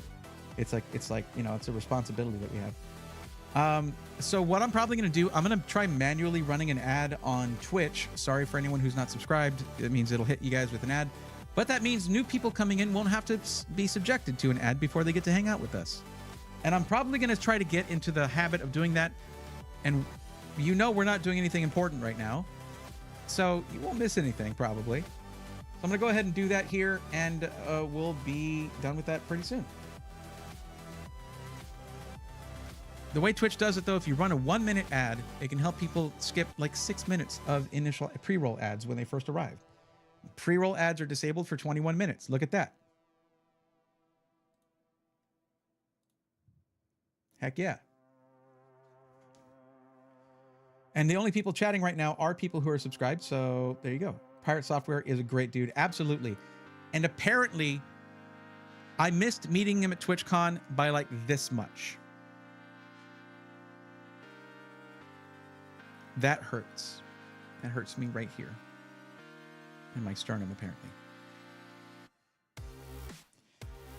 It sucks. I would have loved to have met him. He's awesome. Oh, I already said bye to Sailor. Yes, I did. Is Micro Center 1 hour away worth it? Says it's simply Avi. Worth it is subjective. Is it worth it for you? It could be worth it. The thing is, the amount of money that you spend on gas could equal the on gas there and back. Could be the same as the amount of money that you save by buying at Micro Center. So I think it's worth it personally. You should go there at least once. What you might want to go there for, if you get your system from, say, a system integrator, you get it shipped to you, yada, yada. You might want to go to Micro Center just for the fact that you can check out monitors in person. You can check out keyboards and mice in person because things like that are very subjective, very much to the individual. So whatever reviews you watch on a keyboard, you might get it and be like, I don't like this freaking keyboard. It's not great. So yeah. Wasn't TwitchCon this year a little unsafe because of some kick streamers? I didn't encounter any of that personally. He did a stream with his dad in the last few days. It was epic. He's great. His dad's great too. What's up officially, Kareem? How's it going? But yeah, I didn't run into any of the kick streamer stuff.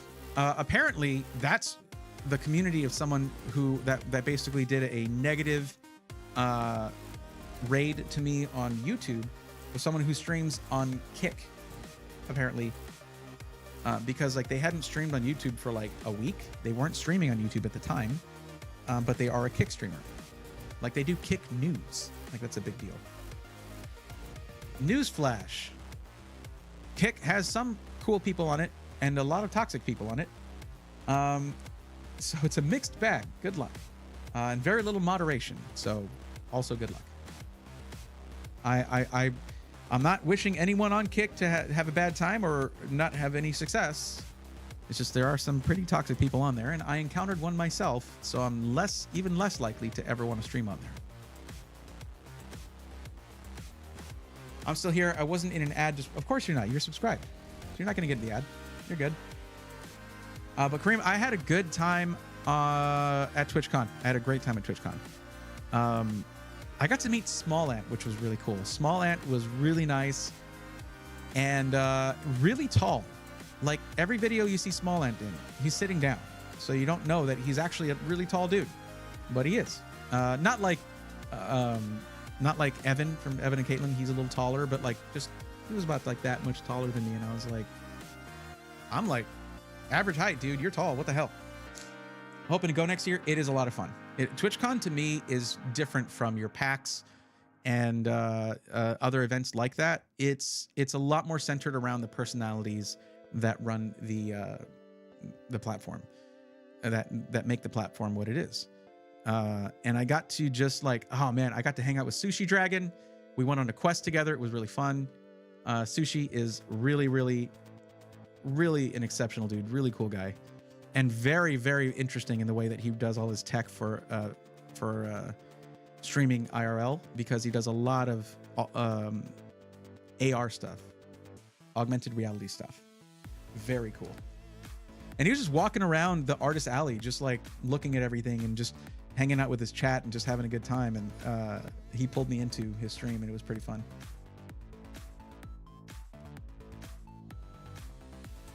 I did a panel last year at TwitchCon, and he was in it. He was part of it. It was really fun.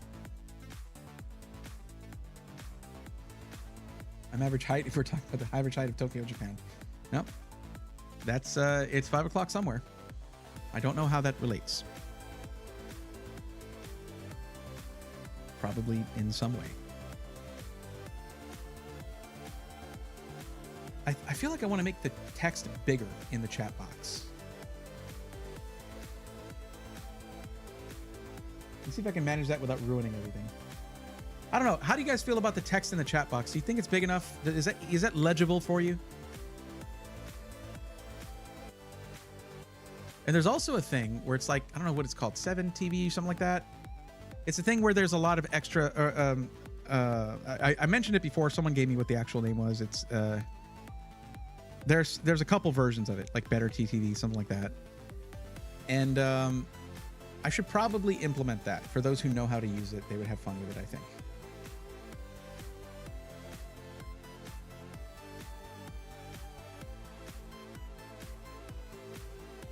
A little bit bigger IMO, says Crash. Anybody else? Maybe I should run a poll.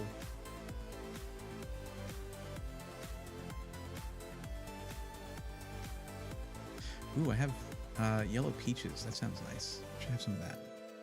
Starting to get a little hungies. Okay, let's see if I can do this real quick. It's a little complicated to do on the fly like this. Let's see if I can. I think I actually need to do it through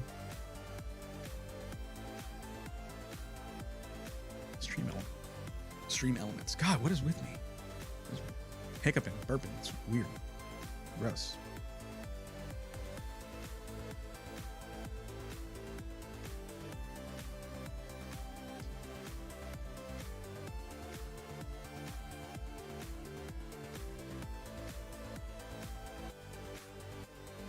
Text settings.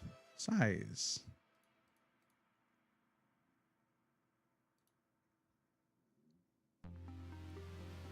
Okay, chat's gonna disappear there. All right, guys, get to typing.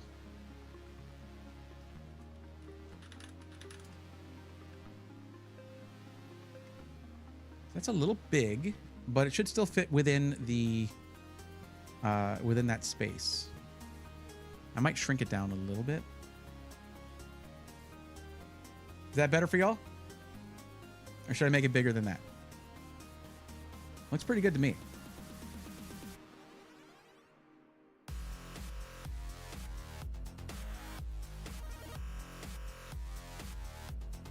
I like the way those overlay over each other in the chat box here, but it looks a little different here.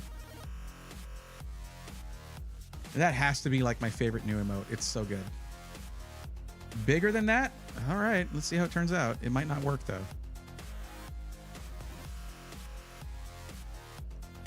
That I think is a little too big. Well, I haven't changed it yet.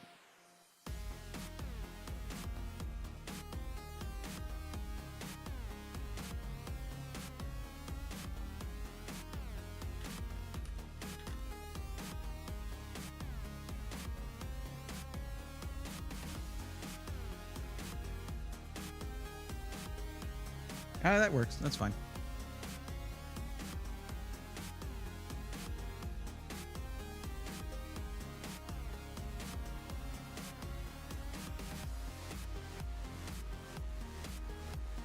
That is a lot of different emotes. There you go. I think words, though, words more important, just to see, make sure sentences show up just fine. But okay, no words, just emotes. I could also extend it like all. Let's do this. Let's try this. What if I extend it all the way down here and save that? And I'll have to just adjust it. I'll have to adjust the box that goes in there.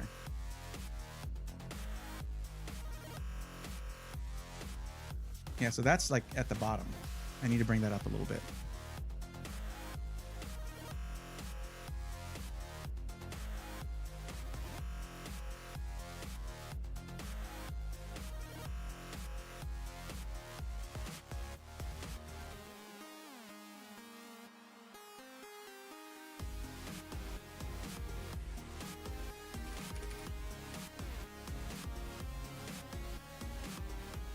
Yeah, we can do that.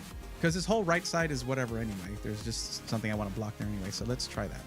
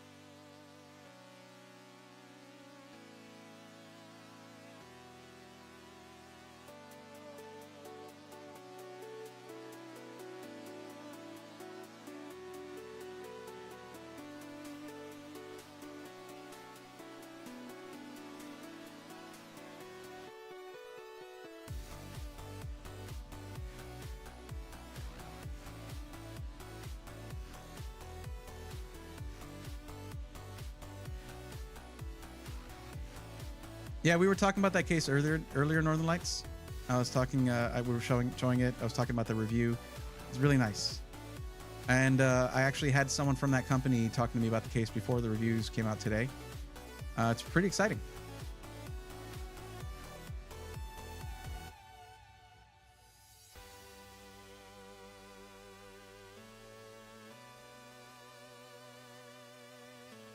I need to make that wider a little bit.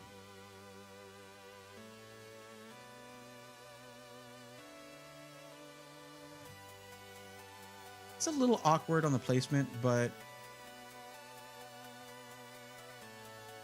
it's fine, I guess. Don't know how I feel about it really. Also, I'm getting a lot more green than I wanted in my beard. Let me fix that again. I need to keep. It's just green screens are a constant thing. You just got to keep working on it.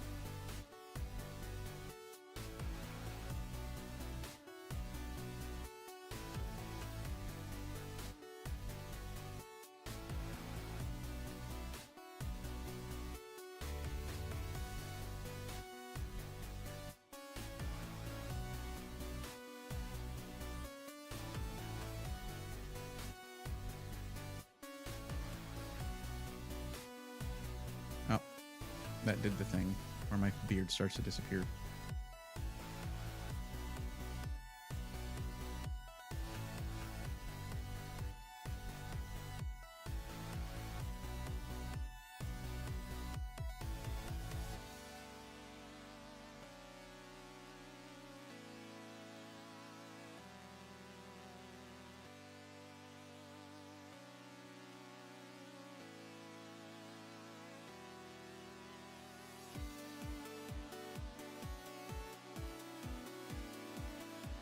Is it not this one?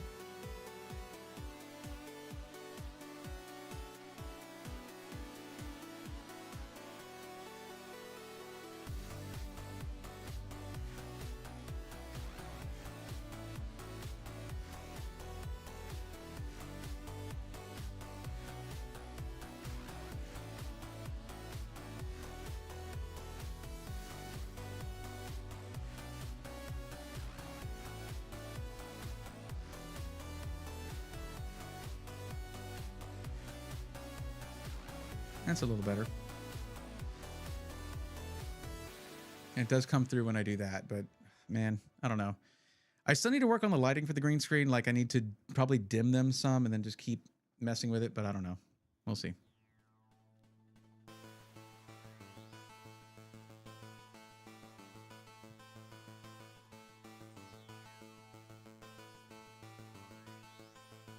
This looks a little bit better there. I just move this over a bit. Okay. Yeah, it's not so squeezed off to the side then.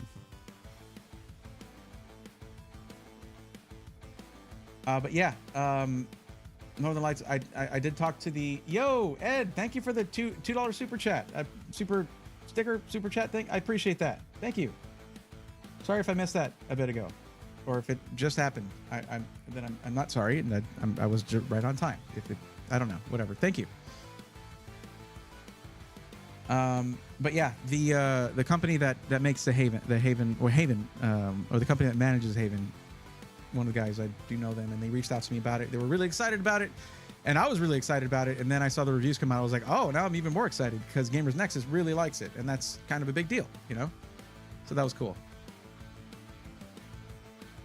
I don't know how I really feel about the new layout. I miss just having my room in the background because people could enjoy that and see, like, I would get questions about, oh, you like Yu Yu Hakusho? And I'm like, yes, I really, really do. And just stuff like that. But it is what it is. Like, because I have the green screen and I have it up, it's part of production right now. I don't really want to take it down every time I got to stream. That kind of stuff is exhausting. So I'm just leaving it up, and I was like, I might as well use it. So that's where we are right now. We're using it.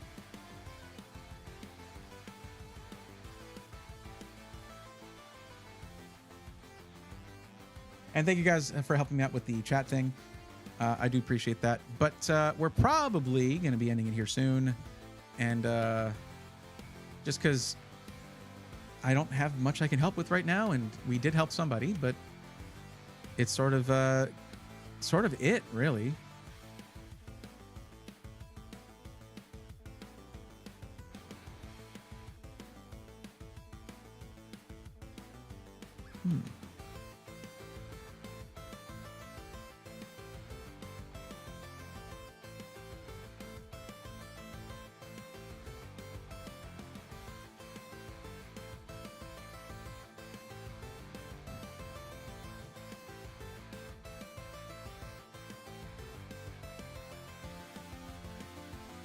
Well,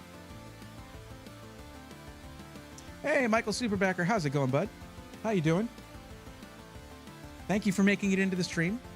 We are probably going to be calling it a night, actually, because it's a little later, and my night was good though. We didn't get raided like last time, and I mean raided in a bad way. Last on Tuesday, the YouTube stream got just like bombarded with negative, you know, a bunch of people coming in from some other content creator and being completely negative and toxic and stuff.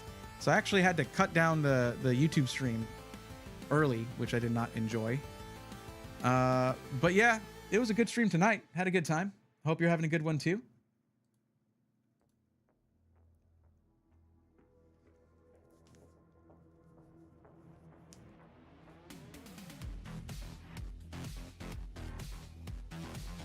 But yeah, I guess the what you guys are going to want to be here for is well, okay, I have a couple more of the sort of like crappy systems from Amazon that I need to unbox and review. I might do 2 of them in one stream next week. I also need to take the one that I got before and upgrade it so I can send it to the person who won the giveaway. I need to do that as well. So that I've needed to do for a while. I need to get that done. Looks interesting. The effect on the logo is kind of acting weird. I might need to look at it.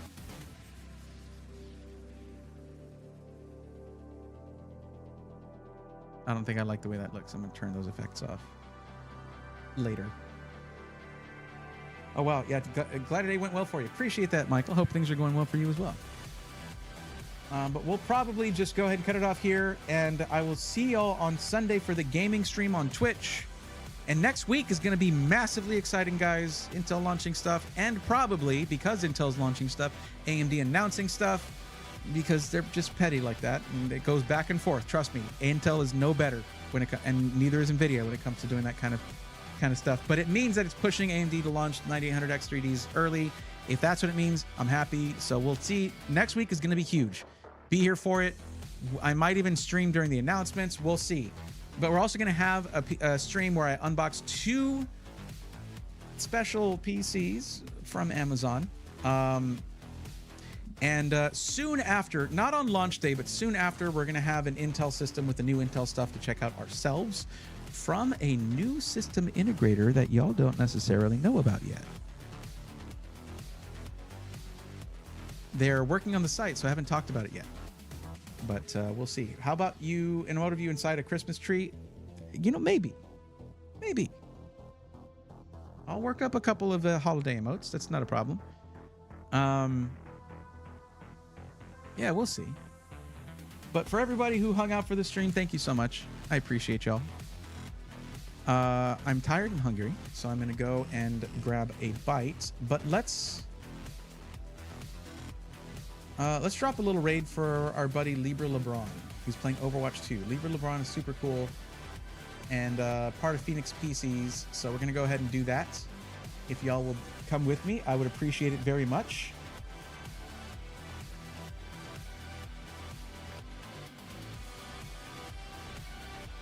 Let's go ahead and go do that.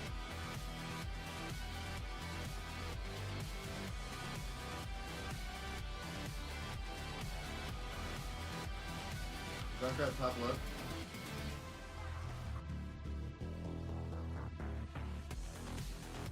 I appreciate that. All right, Triple B, Warm Eagle, thank you for coming in to comment at the end here. Appreciate that. Was first one. After the first one, special could mean many things. Oh, yeah. Y'all have no idea. So that I'm going to have to do sometime probably next week, maybe, if it's not too busy with new Intel stuff, new AMD stuff. But yeah, thank for everybody who came in, whether it was for 3 minutes or 3 hours, doesn't matter. I appreciate you regardless. Thank you so much for hanging out. And we're going to be back on Sunday with some gaming and on Tuesday with some computer talk. And until then, take care.